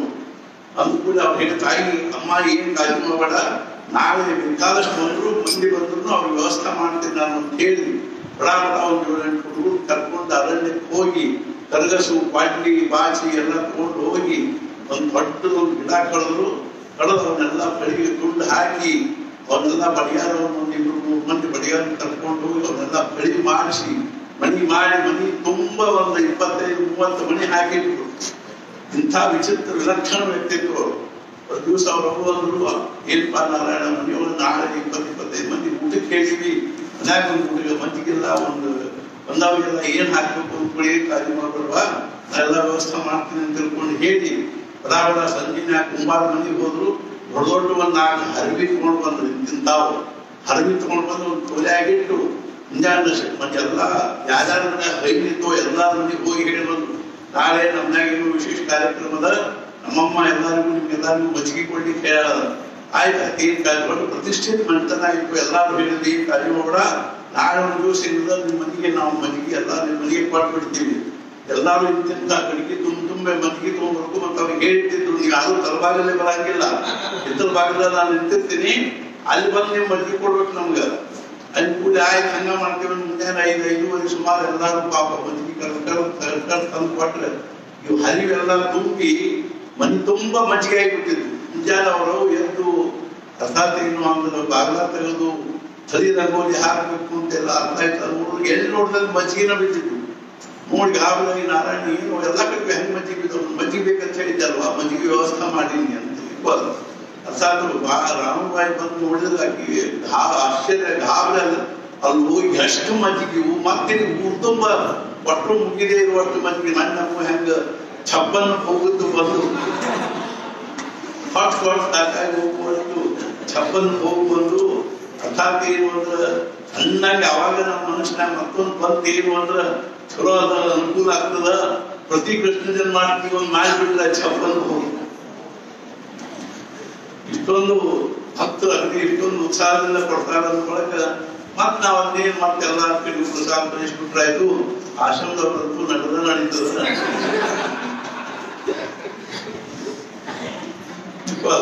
ಈ ರೀತಿಯಾಗಿರ್ತಕ್ಕಂಥ ವಿಲಕ್ಷಣ ವ್ಯಕ್ತಿತ್ವ ಅಂತಃಕರಣದೊಳಗೆ ಹೆಂಗ ಸುಮ್ತಿರ್ತಾವೆ ಅಂದ್ರೆ ನಾವು ಕಲ್ಪನಾ ಮಾಡ್ಲಿಕ್ಕೆ ಶಕ್ತಿ ಇಲ್ಲ. ಆಗ ಅದಕ್ಕೊಂದು ಸರಿಯಾದ ದಿಶಾ ಬೇಕು. ಆಮೇಲೆ ಅವ್ರು ಹಂಗ ಹೇಳಿದ್ರು, ಅಣ್ಣ ನನಗೆ ಅನುಗ್ರಹ ಕೊಡುವಂತ ಅವರು ಇಲ್ಪ ನೀವು ಆ ಸಣ್ಣವಿದ್ದೀನಿ ಈಗ ಕೊಡ್ಲಿಕ್ಕೆ ಬರಂಗಿಲ್ಲ. ಅವ್ರಿಗೆ ಏನಾಗಿತ್ತು ಅಂದ್ರೆ ಸಾಕ್ಷಾತ್ ರಾಮದೇವರಿಂದ ಅವ್ರಿಗೂ ಅನುಗ್ರಹ ಆಗಿದೆ. ಆದ್ರಿಂದ ಈಗ ಕೊಡುದು ಬೇಡ, ಇನ್ನೂ ಸ್ವಲ್ಪ ದೊಡ್ಡವಾದ್ಮೇಲೆ ಕೊಡ್ತೀನಿ ಅಂತ ಅವರು ಗಂಭೀರವಾಗಿರ್ತಿದ್ರು ಮತ್ತು ಅಗದಿ ಒಳ್ಳೆ ವರ್ಚಸ್ವಿ ಮನುಷ್ಯ ಇದ್ರು ಅವರು. ಕೊನೆಗೆ ಇವ್ರ ಮನಸ್ಸಿಗೆ ಬಹಳ ಹರಗಲೆ ಆಗಿ ನನಗೆ ಅನುಗ್ರಹ ಆಗಲಿಲ್ಲ ಅಂತ ಹೇಳ್ಕೊಂಡು ಒಂದು ದಿವಸ ಕಟ್ಕೊಂಡು ಊರು ಹೊರಗೆ ಹೋಗಿ ಒಂದು 2-3 ಮೈಲ್ ಊರು ಹೋಗಿ ಅಲ್ಲೊಂದು ಮಾರುತಿ ಮಂದಿರದ ಬಾಗಿಲ ಹಾಕೊಂಡು 3 ದಿವಸ ಮಾರುತಿ ಕಟ್ಟಿ ಕಾಲು ಹಿಡ್ಕೊಂಡು ಅದ್ಭುತ ಮಲ್ಕೊಂಡ್ಬಿಟ್ಟು ಮುಂದೆ ಮಾರುತಿ ಪ್ರತ್ಯಕ್ಷ ಕೇಳಿದ, ಯಾಕೆ ಹಿಂಗ್ ಮಾಡ್ಲಿಕ್ಕೆ ನಾರಾಯಣ? ಇಲ್ಲ, ನನಗೆ ರಾಮದೇವರಿಂದ ಅನುಗ್ರಹ ಆಗ್ಬೇಕು, ನನಗೆ ಅನುಗ್ರಹ ಕೊಡುವ. ಮಾರುತಿಯನ್ನ ನಾನು ಕೊಡಂಗಿಲ್ಲ, ನಾ ರಾಮದೇವರಿಂದ ನನಗೆ ಅನುಗ್ರಹ ಆಗ್ತದೆ ಕೂಡ. ಸಾಕ್ಷಾತ್ ರಾಮದೇವರು ಬಂದು ಬಡಿ ಮೇಲೆ ಕೂತ್ಕೊಂಡು ಸಮರ್ಥರಿಗೆ ಏನ್ ಮಾಡಿದ ಅಂದ್ರೆ, ರಾಮದೇವರು ಇದೇ ಯಾವ ಮಂತ್ರವನ್ನು ನಾವು ಇವತ್ತು ಜಪ ಮಾಡ್ತೀವೋ ಅದೇ ಮಂತ್ರ ಅನ್ನುವಂಥದ್ದು ರಾಮದೇವರಿಂದ ನಮ್ಮ ತನಕ ಬಂದಿರತಕ್ಕಂಥ ಮಂತ್ರದು. ರಾಮದೇವರು ಸಮರ್ಥರ ಬಲಗಿವಿಯೊಳಗೆ ತಾರಕ ಮಂತ್ರವನ್ನು ಉಪದೇಶ ಮಾಡಿದ್ರು. ಉಪದೇಶ ಮಾಡಿ ಅವ್ರಿಗೆ ಅನುಗ್ರಹ ಮಾಡಿ ನೀನು ಮುಂದೆ ಭವಿಷ್ಯದಲ್ಲಿ ಬಹಳ ದೊಡ್ಡ ವ್ಯಕ್ತಿ ಆಗ್ತೀಪ ಅಂತ ಆಶೀರ್ವಾದ ಮಾಡಿದ್ರು. ಮುಂದೆ ಇವ್ರು ಏನ್ ಮಾಡಿದ್ರು ಅಂದ್ರೆ ಖಂಡ ನಾಮಸ್ಮರಣೆ ಮಾಡಿ ಶುರು ಮಾಡಿದ್ರು. ಮುಂದೆ 12 ವರ್ಷ ಆಗೋದಕ್ಕೆ ನಾವು ತಾಯಿ ಮದುವೆ ಮಾಡ್ಕೊಂಡು ಬಹಳ ಗಂಟು ಬಿದ್ದು ಕೂಡಲೇ ನೀವು ಮದುವೆ ಮಾಡ್ಕೊಳ್ಳೋ ಉದ್ದೇಶ ಇದ್ದಿದ್ದಿಲ್ಲ. ತಾಯಿಗೆ ಎಷ್ಟು ಹೇಳಿದ್ರು ಕೇಳಬಾರ್ದು, ಹಠ ಮಾಡಿದ್ರು. ಒಳಗೆ ಅವ್ರು ಮಾತು ಕೊಟ್ಟು ನಾನು ಆಗುವ ತಾಯಿ ಅಂತರ್ಪಟದ ಮುಂದೆ ನಾನು ನಿಂದಿರ್ತೀನಿ ಅಂತ ತಿಳ್ಕೊಂಡು ಮಾತು ಕೊಟ್ಕೊಂಡು ತಾಯಿಗೆ ಬಹಳ ಸಂತೋಷ ಆಯ್ತು. ಕನ್ಯಾ ನೋಡಿದ್ದ ಅವ್ರ ಬೈಕಿನ ಒಂದು ತಾಯಿಗೆ ಅಣ್ಣನ ಮಗಳನ್ನ ಒಬ್ಬರ ಕನ್ಯಾ ನೋಡಿ ಮುಹೂರ್ತ ನಿಶ್ಚಿತ ಆತು. ವೈಭವದಿಂದ ಮದುವೆದೆಲ್ಲ ಸಹ್ಯಾದಿ ಆದ್ರು. ಅಂತರ್ಪಟದ ಮುಂದೆ ನಿಂತು ನಾರಾಯಣ ಇವ್ರ ಮನಸ್ಸಿನಾಗ ವಿಚಾರನ ಬೇರೆ ವಿಚಾರ ಚಕ್ರ ಬೇರೆ ನಡೆದ್ಬಿಡ್ತಾರೆ. ಇದ್ರೊಳಗಿಂದ ಹೆಂಗ ಪಾರಾಗಬೇಕು, ಬ್ರಹ್ಮಾನಂದ ಮಹಾರಾಜರು ಹೆಂಗ ಆ ಮದುವೆಯ ಒಂದು ಇದ್ರೊಳಗಿಂದ ಪಾರಾಗಬೇಕು ಅಂತ ಅವ್ರು ಏನ್ ಮಾಡಿದ್ರು, ಬಿಳುಪು ಹತ್ತಿದ್ದನ್ನು ಉಪಯೋಗ ಮಾಡಿಕೊಂಡ್ರು. ಹಂಗ ಸಮರ್ಥರು ಅತ್ಯಂತ ವಿಲಕ್ಷಣ 12 ವರ್ಷಕ್ಕೆ ಎಂಥ ಒಂದು ವ್ಯಕ್ತಿತ್ವ ಇತ್ತು ಅಂದ್ರೆ ಪ್ರಚಂಡ ವ್ಯಕ್ತಿತ್ವ ಇತ್ತು. ಯಾರು ನೋಡಿದ್ರು ಅತ್ಯಂತ ಆಕರ್ಷಣೆ ಅನಿಸುವಂತ ವ್ಯಕ್ತಿತ್ವ. ಆದ್ರೆ ಆದ್ರಿಂದ ಎಲ್ಲರಿಗೂ ಅವ್ರ ಬಗ್ಗೆ ಬಹಳ ಇದು ಇರ್ತಿತ್ತು. ಇವರು ಮದುವೆ ಮಂಟಪದಲ್ಲಿ ಅಂತರ್ಪಟದ ಮುಂದೆ ನಿಂತಾಗ ಮುಹೂರ್ತೆಗೆ ಸಾವಧಾನ ಅಂತ ತಿಳ್ಕೊಂಡು 5 ಮಂಗಳಾಷ್ಟಕದ ಅಕ್ಕಿ ಕಾಳು ಹಾಕಿ ಅಂತರ್ಪಟ ತೆಗೆದು ನೋಡಿದ್ರೆ ಹುಡುಗಿಲ್ಲೇ ಇಲ್ಲ. ಹುಡುಗಿ ಏನಾಗ್ಬಿಟ್ಟಿದ್ದ ಅಂದ್ರೆ ಓಡಬೇಕಿಟ್ಟಿದೆ. ನಾರಾಯಣ ಏನನ್ನು ಅಂತರ್ಪಟದ ಮುಂದಿಂದ ಒಬ್ಬರಿಗೆ ಗೊತ್ತಾಗದಂಗ ಅದರೊಳಗಿಂದ ಅವ್ರಿಗೆ ಬಹಳಾಗಿ ಓಡಿ 3 ಹಲಗೆ ಒಂದು ದೊಡ್ಡದೊಂದು ಆಲದ ಮರ ಇತ್ತು. ಆಲದ ಮರದ ಒಂದು ದೊಡ್ಡದೊಂದು ಹೊದಲಿತ್ತು. 3-4 ದಿವಸ ಹೋಗಿ ನೋಡ್ಕೊಂಡ್ ಬಂದಿದ್ರು. ಎಲ್ಲಿ ಹೋಗಿ ಕೊಡ್ಬೇಕು ನಾನು 1-2 ದಿವಸ. ಆಮೇಲೆ ಬಡ ಮ್ಯಾಲ ಹೋಗಿ ಓಡ್ಕೋತ ಬಂದು ಅವ್ರು ಓಡ್ಲಿಕ್ಕೆ ಹತ್ರ ಗಂಡೆ ಆದಂತ. ಆಮೇಲೆ ಓಡ್ಕೋತ ಬಂದು ಆ ಮ್ಯಾಗ ಆಲದ ಮರದ ಹೊದದ ಮ್ಯಾಗೆ 3 ದಿವಸ ಎಲ್ಲ ಅಡಿಕೊಂಡು ಕೂತ್ಬಿಟ್ಟು ಅದು ಮ್ಯಾಲ ದೊಡ್ಡದೊಂದು ಗಂಟಿನಂಗ ಆಗಿತ್ತು. ಅದ್ರೊಳಗೆ ಅಡಿಕೊಂಡು ಕೂತ್ಬಿಟ್ಟು ಇವರೆಲ್ಲ ಹುಡುಕಿ ಸಂಧಿ ತನಕ ಹುಡುಕಿದ್ರು. ಎಲ್ಲೂ ಹುಡುಗ ಸಿಗಲಿಲ್ಲ ಅಂದ್ಕೊಳ್ಳೆ ಕೊನೆಗೆ ಆ ಹುಡುಗಿಗೆ ಏನ್ ಮಾಡ್ಬೇಕು ಅಂತ ವಿಚಾರ ಮಾಡಿದಾಗ ಇನ್ನೊಬ್ಬ ಹುಡುಗನ ಅಲ್ಲೇ ಹಿಡಿದು ಅಲ್ಲೇ ಇದ್ವಲ್ಲ ರೆಗ್ಯುಲರ್ ಹುಡುಗರು ಇರ್ತಾವ ಅದ್ರ ಪೈಕಿ ಒಂದು ಹುಡುಗನ ಹಿಡಿದು 3 ಸಾವಿರ ಅಕ್ಕಿ ಕಾಳು ಹಾಕಿ ಅಡಿಗೆ ರೆಡಿ ಆಗಿತ್ತು. ಊಟ ಮಾಡಿ ಎಲ್ಲ ಮನೆಗೆ ಹೋಗ್ಬಿಟ್ರು. ಸಮರ್ಥರು 2 ದಿವಸ 3 ದಿವಸ ಕೂತಿದ್ರ. ಆಮೇಲೆ ಅವ್ರು ಸಣ್ಣ ಕೆಳಗಿಳಿದ 3 ದಿವಸ ತನಕ ಹುಡುಗಿ ಅವ್ರವು ಹತ್ತು ಹಾಕಿದ್ರು. 4ನೇ ದಿವಸ ಕೆಳಗಿಳಿದು ನಿಧಾನವಾಗಿ ನಾಶಿಕಕ್ಕೆ ಬಂದು ತಾಕಡಿಗೆ ಬಂದು ಅಲ್ಲಿ ಒಂದು ದೊಡ್ಡದೊಂದು ತೆಗೆದು ತಕ್ಕೊಂಡು ಗುಹಾಗತೆ ಮಾಡಿಕೊಂಡು ಶಗಣಿ ಮತ್ತು ಎರಿ ಮಾಡಿದ್ರು ಹಾಳು ಮಣ್ಣು ಕೂಡಿಸಿ ಒಂದು ಮಾರುತಿ ಮೂರ್ತಿ ತಯಾರು ಮಾಡಿ ಕಿಟ್ ಅಂತಾರ. ಆ ಕಿಟ್ಟದ ಮೂರ್ತಿ ಮಾಡಿ ಅಲ್ಲಿ ಪ್ರತಿಷ್ಠಾಪನೆ ಮಾಡಿಕೊಂಡು 12 ವರ್ಷ ತಪಶ್ಚರ್ಯ ಮಾಡಿದ್ರು. ತಪಶ್ಚರ್ಯ ಅಂದ್ರೆ ಸಾಮಾನ್ಯ ನಾನು ಎಷ್ಟೋ ಸಲ ಹೇಳಿದ್ದೀನಿ. 5 ಮೈಲ್ ಅಲ್ಲಿಂದ ಪಂಚವಟಿ, ಅಲ್ಲಿಂದ ಓಡ್ಕೋತ ಪಂಚವಟಿಗೆ ಹೋಗ್ಬೇಕು. ಪಂಚವಟಿಯಲ್ಲಿ 12 ಗಂಟೆ ಬೆಳಿಗ್ಗೆ 4 ಗಂಟೆಗೆ ಎದ್ದು ಗೋದಾವರಿಯಲ್ಲಿ ಸ್ನಾನ ಮಾಡಿ ಆಮೇಲೆ ಸೂರ್ಯೋದಯ ತನಕ ಗಾಯತ್ರಿ ಜಪ ಮಾಡಿ ಸೂರ್ಯೋದಯದಿಂದ ಮಧ್ಯಾಹ್ನ 12 ಗಂಟೆ ತನಕ ನಾಭಿಪರ್ಯಂತ ನೀರಿನಲ್ಲಿ ನಿಂತುಕೊಂಡು ಹಿಂಗ್ ಜಪ ಮಾಡ್ಕೋತ ನಿಂತು ಬಿಡ್ತಿದ್ವಿ. ಆ ನೀರಿನೊಳಗೆ ಕೆಳಗಿನ ಭಾಗ ಎಲ್ಲ ಬೆಳ್ಳಗಾಗಿ ಹೋಗ್ಬಿಟ್ಟು ಮೀನುಗಳ ಕಚ್ಚಿ ಅಲ್ಲೆಲ್ಲ ತೆಗ್ದು ಬಿದ್ದಿದ್ವು. ಒಂಚೂರು ಎಲ್ಲೆಡೆ ಏನಾದ್ರು ಒಂಚೂರು ಹತ್ತಿದ್ರೆ ನಮ್ಗೆ ಎಷ್ಟು ತ್ರಾಸ ಆಗ್ತದೆ. ಅಂಥದ್ದು ಕಷ್ಟ ಪಡಬೇಕು ಅನ್ನೋದನ್ನ ನಾವಾಗೇ ಸ್ವೀಕಾರ ಮಾಡಿದರೇ ಅದರೊಳಗಿಂದ ಏನಾದ್ರು ನಿರ್ಮಾಣ ಆಗ್ತದನ್ನ ಹೊರತು ಬರೇ ನಾವು ಕಷ್ಟ ಕ್ಲೇಶ ಇವನ್ನೆಲ್ಲ ಬರೀ ಅವಾಯ್ಡ್ ಮಾಡ್ತಿರ್ತೀವಿ. ನನಗೆ ತ್ರಾಸ ಆಗ್ಬಾರ್ದು, ನನಗೇನು ಇದು ಆಗ್ಬಾರ್ದು, ಕಷ್ಟ ಆಗ್ಬಾರ್ದು ಅನ್ನೋದನ್ನ ಮಾಡಿದ್ರೆ ನಮ್ದು ಆಯುಷ್ಯ ಎಲ್ಲ ವ್ಯರ್ಥ ಹೋಗ್ತದೆ. ಬರ್ತಕ್ಕಂಥ ಕಷ್ಟವನ್ನು ಸಮಾಧಾನದಿಂದ ಅನುಭವಿಸುವುದು ಒಂದು ಭೂಮಿಕೆ ಆದರೆ ಕಷ್ಟಗಳನ್ನ ಮೈಮೇಲೆ ಹಾಕೊಂಡು ಅದರೊಳಗಿಂದ ಏನಾದರೂ ನಿರ್ಮಾಣ ಮಾಡ್ಲಿಕ್ಕೆ ಪ್ರಯತ್ನ ಮಾಡೋದೇನೋ ಅದಕ್ಕೂ ಒಂದು ಲಕ್ಷಣವಾಗಿರುವ ಅವಸ್ಥಾ. ಅದು ನಮ್ಮಂಥವ್ರಲ್ಲ, ಅದು ಅಂಥವ್ರದನ್ನೇ. ಕಷ್ಟವನ್ನ ನಾವು ಮೈಮೇಲೆ ಹಾಕೊಂಡು ಅದ್ರ ಸಲುವಾಗಿ ಪರಿಶ್ರಮ ಪಡ್ಲಿಕ್ಕೆ ಬರ್ಬೇಕು. ಅಲ್ಲಿ ಹೋಗಿ ಅರ್ಥಾತ್ ಏನು ಅಂದ್ರೆ ಬೆಳಿಗ್ಗೆ 4 ಗಂಟೆಗೆ ಎದ್ದು ಸೂರ್ಯೋದಯ ತನಕ ನಾಮಸ್ಮರಣೆ ಮಾಡಿ ಅಲ್ಲಿಂದ 12 ಗಂಟೆಗೆ ಮಳೆ ಬಿಸಿಲು ಗಾಳಿ ಏನು ನೋಡೋದಾದ್ರೆ ಲಂಗೋಟಿ ಮೇಲೆ ಪಂಚವಟಿ ತನಕ ಜೋಳಿಗೆ ಬಗಲಿಗೆ ಹಾಕೊಂಡು ಓಡ್ಕೋತ ಹೋಗಿ 5 ಮನೆಯೊಳಗೆ ಕೇವಲ 5 ಮನೆಯೊಳಗನ ಭಿಕ್ಷಾ ಬೇಡ್ಕೊಂಡು ಬಂದು ಮಧುಕರಿ ಬೇಡ್ಕೊಂಡು ಬಂದು ಆ ಗುಹಾದಲ್ಲಿರ್ತಕ್ಕಂಥ ಮಾರುತಿ ನೈವೇದ್ಯ ದೋಷ ಜೋಳಿಗೆ ಅನ್ನೋದನ್ನು ಗೋದಾವರಿ ನೀರಿನಲ್ಲಿ ಎತ್ತಿ ತೆಗೆದು ಅದರೊಳಗಿನ ಉಪ್ಪು ಖಾರ ಎಲ್ಲ ಬಸದು ಹೋಗಲಿ, ಸಿಹಿ ಎಲ್ಲ ಬಸದು ಹೋಗಲಿ ಅಂತ ತಿಳ್ಕೊಂಡು ಅದನ್ನು ಎತ್ತಿ ತೆಗೆದು ಏನಿತ್ತು ಅದನ್ನೆಲ್ಲ ಕಲಿಸಿಕೊಂಡು ಅರ್ಥಾತ್ ಏನು ಅಂದ್ರೆ ಊಟ ಮಾಡ್ತಿದ್ವಿ. ಈ ರೀತಿಯಾಗಿ ಊಟ ಮಾಡಿ ಆಮೇಲೆ ಏನೋ ಸ್ವಲ್ಪ ಹೊತ್ತು ಅಲ್ಲೇ ಏನೋ ನಾಮಸ್ಮರಣೆ ಮಾಡ್ಕೊತ ಅಡ್ಡಾಡಬೇಕು. 5 ಗಂಟೆಗೆ ಮಾತ್ರ ತಿರುಗಿ ಏನಾದ್ರು ಪಂಚವಟಿಗೆ ಹೋಗಿ ಎಲ್ಲಿಯಾದ್ರೂ ಯಾವ್ದಾದ್ರು ಮಂದಿರದಲ್ಲಿ ಅರ್ಥಾತ್ ಏನು ಅಂದ್ರೆ ಪ್ರವಚನ, ಸತ್ಸಂಗ, ಪುರಾಣ, ಮತ್ತೇನಾದ್ರೂ ಸಂಕೀರ್ತನ, ಹರಿಕಥೆ ಏನಾದ್ರೂ ನಡೆದಿದ್ರೆ ಅತಿ ಶ್ರದ್ಧೆಯಿಂದ ಅದನ್ನೆಲ್ಲ ಕೇಳಬೇಕು. ಮತ್ತೆ ತಿರುಗಿ ಏನಾದ್ರು 6:30 ಅನುಕೂಲ ಬಂದು ಸಂಧ್ಯಾವಂದನೆ ಮಾಡಿ ರಾತ್ರಿ 10 ಗಂಟೆವರೆಗೂ ಅರ್ಥಾತ್ ಏನು ಅಂದ್ರೆ ಗುಹಾದಲ್ಲಿ ಕೂತ್ಕೊಂಡು ನಾವು ಬಂದಿರೋ ಪುಸ್ತಕ ಓದಬೇಕು. ಈ ರೀತಿಯಾಗಿ ಏನ್ ಮಾಡಿರೋದ್ರೆ 12 ವರ್ಷಕ್ಕೆ ಪಶ್ಚಾತ್ ಮಾಡಿ 3.5 ಕೋಟಿ ಜಪ, 3.5 ವರ್ಷಕ್ಕೆ 3.5 ದಿನ 30,000 ಜಪ ಮಾಡ್ತಿದ್ರು. 3.5 ವರ್ಷಕ್ಕೆ 3.5 ಕೋಟಿ ಜಪ ಆದ್ಮೇಲೆ ಪ್ರತ್ಯಕ್ಷ ರಾಮದೇವರು ಬಂದು ದರ್ಶನ ಕೊಟ್ಟು ಹೇಳಿದ, ನಾರಾಯಣ ನಾನು ನಿನ್ನ ಈ ಕಠೋರ ಸಾಧನೆ ನೋಡ್ಲಿಕ್ಕೆ ಆಗೋದಪ್ಪ, ಆದ್ರಿಂದ ಸಾಕು ಬಿಡಿದ.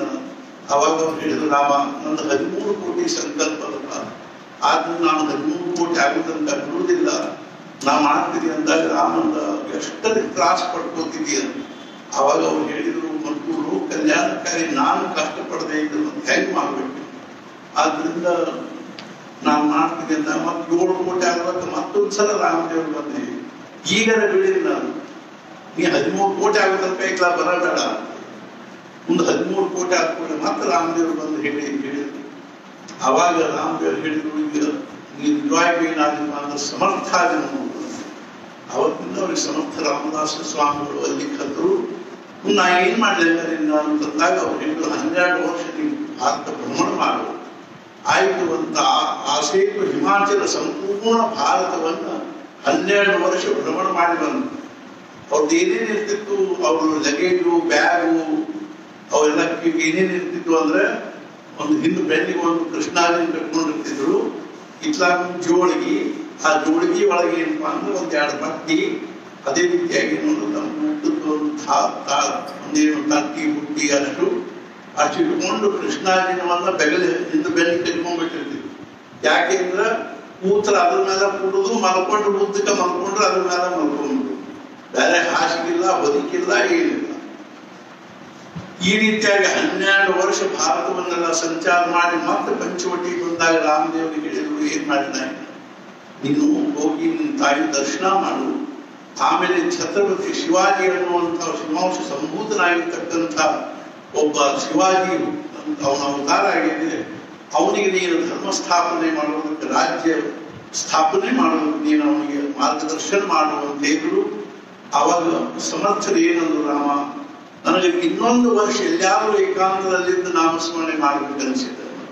ಆಯ್ತಪ್ಪ, ಹಂಗ ಮಾಡುವಂತ ತಿಳ್ಕೊಂಡು ಮಹಾಬಳೇಶ್ವರದಲ್ಲಿ ಮತ್ತೊಂದು ವರ್ಷ 1 ಕೋಟಿ ಜಪ ಮಾಡಿದ್ರು.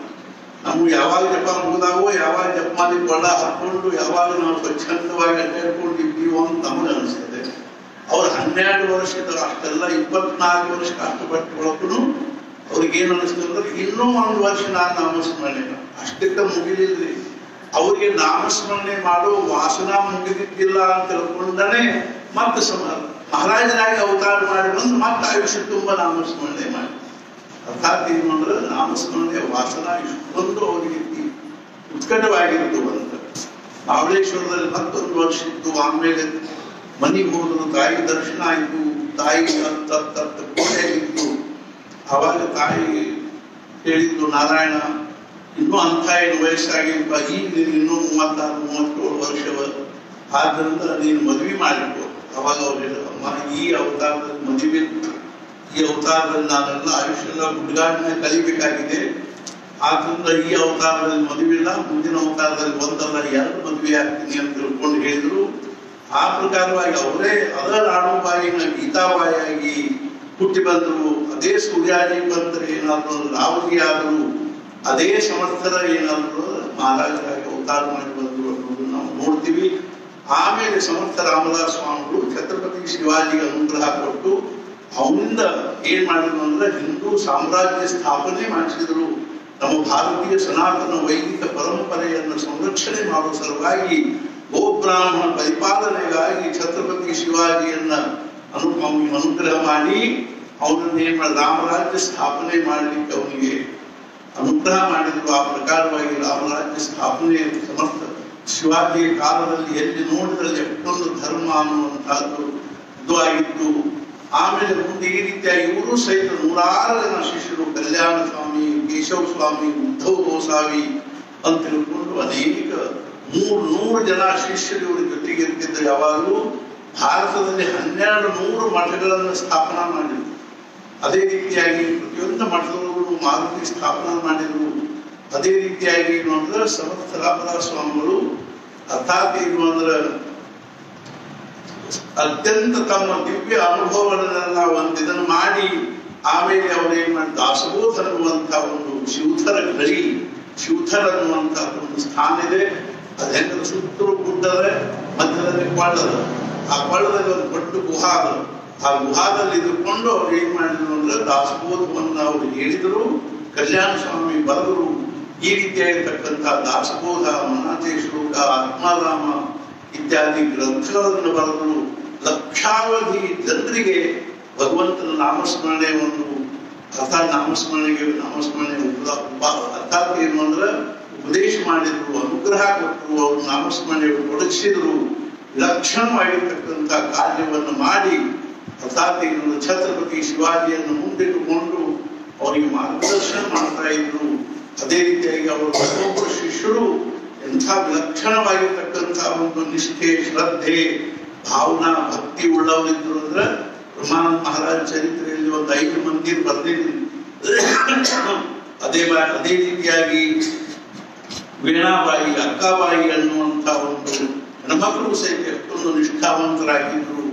ಆಧ್ಯಾತ್ಮಿಕ ಜಗತ್ತಿನಲ್ಲಿ ಅರ್ಥಾತ್ ಅವರು ದಿವ್ಯವಾಗಿರ್ತಕ್ಕಂಥ ಒಂದು ಏನದ ಅಂತಂದ್ರೆ ಒಂದು ಕಾಲ ಅನ್ನುವಂಥದ್ದಾಗಿ ಹೋಯಿತು. ಅಂಥ ಸಮರ್ಥ ರಾಮದಾಸ ಸ್ವಾಮಿಗಳು ಕೊನೆಗೆ ಅವರು ಅರ್ಥಾತ್ ಏನು ಅಂದ್ರೆ ಕಲ್ಯಾಣ ಸ್ವಾಮಿನ ಅವ್ರ ಊರ ಡೋಮ್ ಅಂತ ತಿಳ್ಕೊಂಡು, ಡೋಮ್ ಗಾಮ್ ಅಂತ ತಿಳ್ಕೊಂಡು ಕಲ್ಯಾಣ ಸ್ವಾಮಿಗಳು ಊರದು, ಅಲ್ಲೂ ಸಹಿತ ಅವರು ಮಠ ಮಾಡಿದ್ರು. ಕಲ್ಯಾಣ ಸ್ವಾಮಿಗಳು ಯಾವುದೋ ಒಂದು ನಿಮಿತ್ತದಿಂದ ಅವ್ರು ಏನ್ ಮಾಡಿ ಡೋಮ್ ಗಾಮ್ ಕಳಿಸಿ ಅತಿ ಸ್ವಲ್ಪ ಜನರನ್ನ ತಮ್ಮ ಜೊತೆಗೆ ಸಜ್ಜನಗಢದಲ್ಲಿ ಇಟ್ಕೊಂಡಿದ್ರು. ಆ ರೀತಿಯಾಗಿ ನೋಡೋದು ಮುಖ್ಯ ಉದ್ದೇಶ ಏನಿತ್ತು ಅಂದ್ರೆ ಕಲ್ಯಾಣ ಸ್ವಾಮಿ ಡೋಮ್ ಗಾಮ್ ಕಳಿಸೋ ಉದ್ದೇಶ ಏನಿತ್ತು ಅಂದ್ರೆ ಇವ್ರು ದೇಹ ಬಿಟ್ಟಾಗ ಅವನಿಗೆ ಬಹಳ ಮನಸ್ಸಿಗೆ ತ್ರಾಸ ಮಾಡ್ಕೋತಾನೆ ಅಂತ ತಿಳ್ಕೊಂಡು ಬಹಳಷ್ಟು ಶಿಷ್ಯರನ್ನೆಲ್ಲ ದೂರ ಕಳಿಸಿ ಕೆಲವೇ ಶಿಷ್ಯರು ತಮ್ಮ ಹತ್ರ ಇಟ್ಕೊಂಡು ಅವ್ರು ಏನ್ ಮಾಡಿದ್ರು ಅಂತಂದ್ರೆ ದೇಹ ಬಿಡೋ ಮನುಷ್ಯನನ್ನು ನಿರ್ಧಾರ ಮಾಡಿದ್ರು. ಆ ಪ್ರಕಾರ ಅದರ ಸಂದರ್ಭದಲ್ಲಿ ಏನಾಗಿತ್ತು ಅಂದ್ರೆ ತಂಜಾವೂರಿನಲ್ಲಿ ಒಬ್ಬ ಏನಿದ್ದ ಅಂದ್ರೆ ಈ ಪಂಚಧಾತುವಿನ ಮೂರ್ತಿ ಮಾಡ್ತಕ್ಕಂಥ ಕಲಾಕಾರ ಇಲ್ಲ. ಆದ್ರೆ ಅವನಿಗೆ ಕಣ್ಣು ಹೋಗಿದ್ದು. ಅವಾಗ ಸಮರ್ಥರು ಅವ್ರಿಗೆ ಏನ್ ಹೇಳಿದ್ರು ಅಂದ್ರೆ ನೀನು ರಾಮ, ಲಕ್ಷ್ಮಣ, ಸೀತಾ, ಮಾರುತಿ ಮೂರ್ತಿ ಮಾಡಿಕೊಡ್ಪ ಅಂತ ಹೇಳ್ಕೊಂಡು ಹೇಳಿದ್ರು. ಅವನ್ನ ಕಣ್ಣೆಲ್ಲ ಏನ್ ಮಾಡ್ಲಿ, ಅವಾಗ ಅವ್ರು ಹೇಳಿದ್ರು ಏನ್ ಕಾಳಜಿ ಮಾಡಬೇಡ, ನೀನು ಮೂರ್ತಿ ಮಾಡು, ಮೂರ್ತಿ ಕಣ್ಣು ಬರ್ತಾವೆ, ಕಣ್ಣು ಕಾಣಿಸ್ತಾವೆ. ಆ ಪ್ರಕಾರವಾಗಿ ಅವನಿಗೆ ಅನುಗ್ರಹ ಮಾಡಿ ಕಣ್ಣು ಕೊಟ್ಟರು. ಅವನು ಸುಂದರವಾಗಿರ್ತಕ್ಕಂಥ ಮೂರ್ತಿಗಳನ್ನು ಮಾಡಿದ. ಆ ಮೂರ್ತಿಗಳನ್ನು ಅವನು ಮಾಘ ವದ್ಯ ಚತುರ್ಥಿ ದಿವಸ ಸಜ್ಜನಗಢಕ್ಕೆ ತಗೊಂಡು ಬಂದು ಸಮರ್ಥರಿಗೆ ಸಮರ್ಪಣೆ ಮಾಡಿದ್ರು. ಸಮರ್ಥರಿಗೆ ಬಹಳ ಸಂತೋಷ ಆಯ್ತು. ಮನುಷ್ಯನಾಗ ಅವರು ಮೊದಲೇ ನಿರ್ಧಾರ, ಮಹಾರಾಜರು ಹೆಂಗೆ ನಿರ್ಧಾರ ಮಾಡಿದ್ರು, ಬ್ರಹ್ಮಾನಂದ ಮಹಾರಾಜರು ಹೆಂಗೆ ನಿರ್ಧಾರ ಮಾಡಿದ್ರು, ಆನಂದ ಸಾಗರ ಹೆಂಗೆ ಮನುಷ್ಯನ ನಿರ್ಧಾರ ಮಾಡಿದ್ರು ದೇಹ ಬಿಡುವುದನ್ನ, ಅಂದ್ರೆ ಸಮರ್ಥರು ಸಹಿತ ಮನುಷ್ಯನಾಗ ನಿರ್ಧಾರ ಮಾಡಿದ್ರು ದೇಹ ಬಿಡುವ ವಿಷಯವಾಗಿ.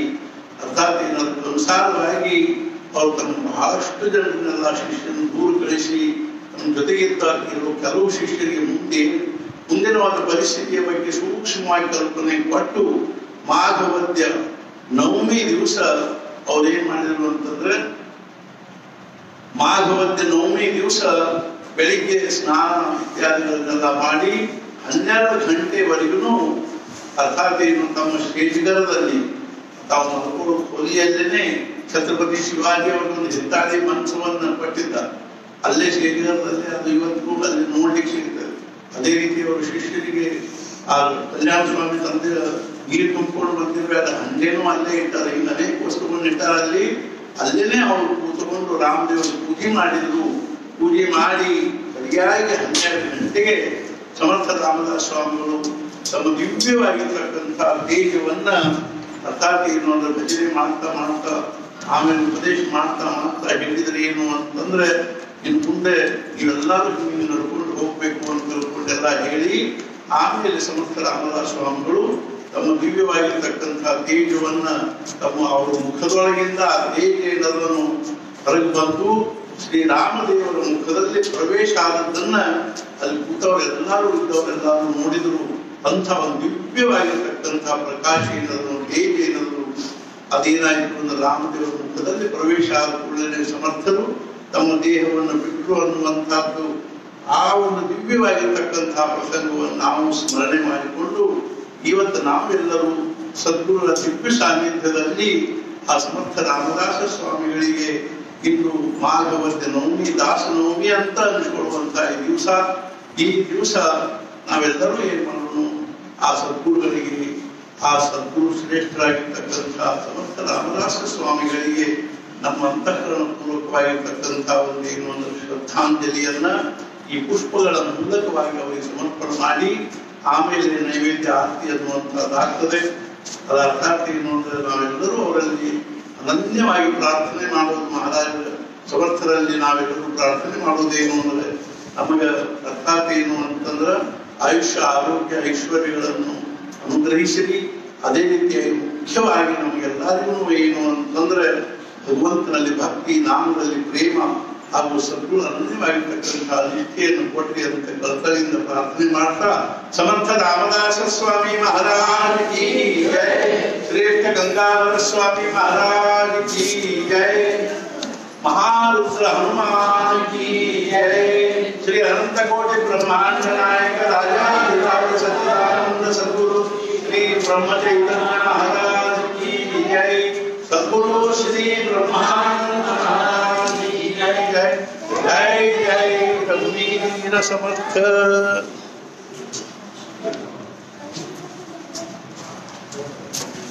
रघुपति राघव राजा राम, पतित पावन सीताराम, रघुपति राघव पतित पावन सीताराम, रघुपति राजा राम, पतित पावन सीताराम, रघुपति राघव राजा रघुपति राघव राजा राम, पतित पावन सीताराम, रघुपति राघव राजा पतित पावन सीताराम,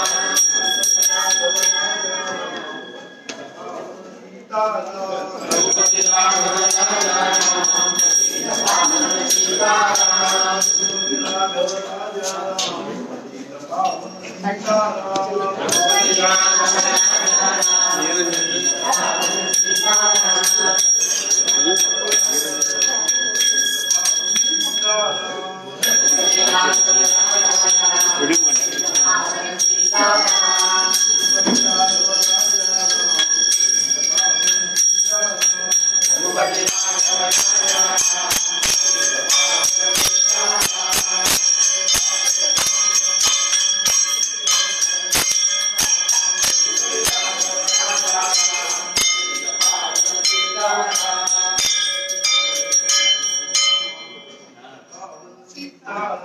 रघुपति राघव राजा पतित पावन सीताराम, रघुपति राघव राजा पतित पावन सीताराम,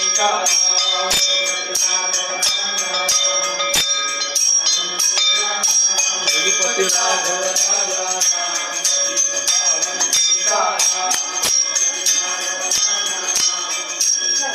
पावन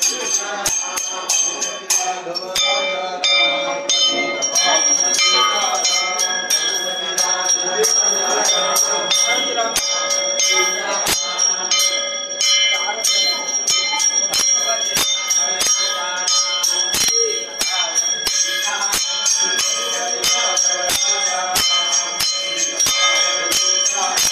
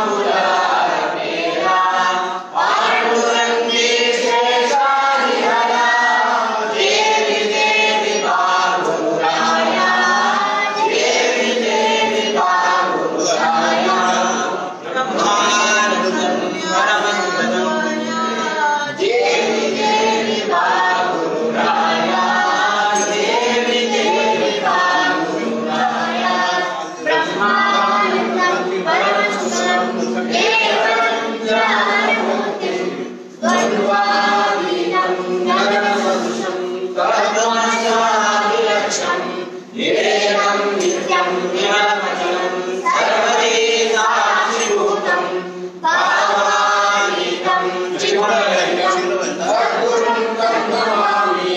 गुरुर्ब्रह्मा गुरुर्विष्णु गुरुर्देवो महेश्वरः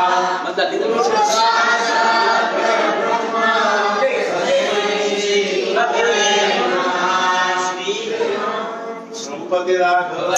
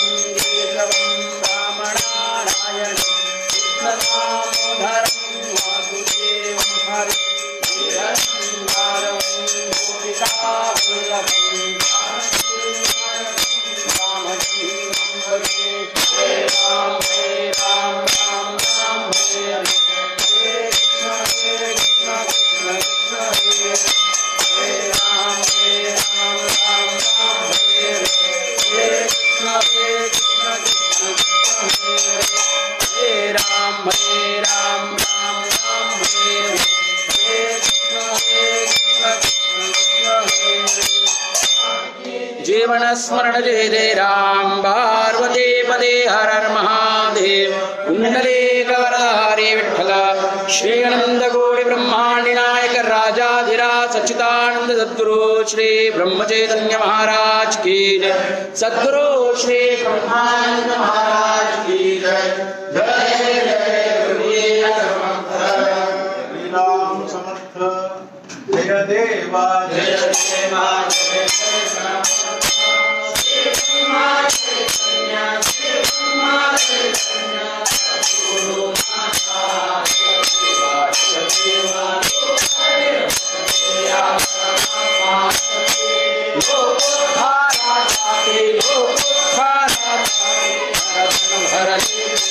मारा गंगा मेरे पकड़ा भाला के गोदावरी स्वामी गोदावरी स्वामी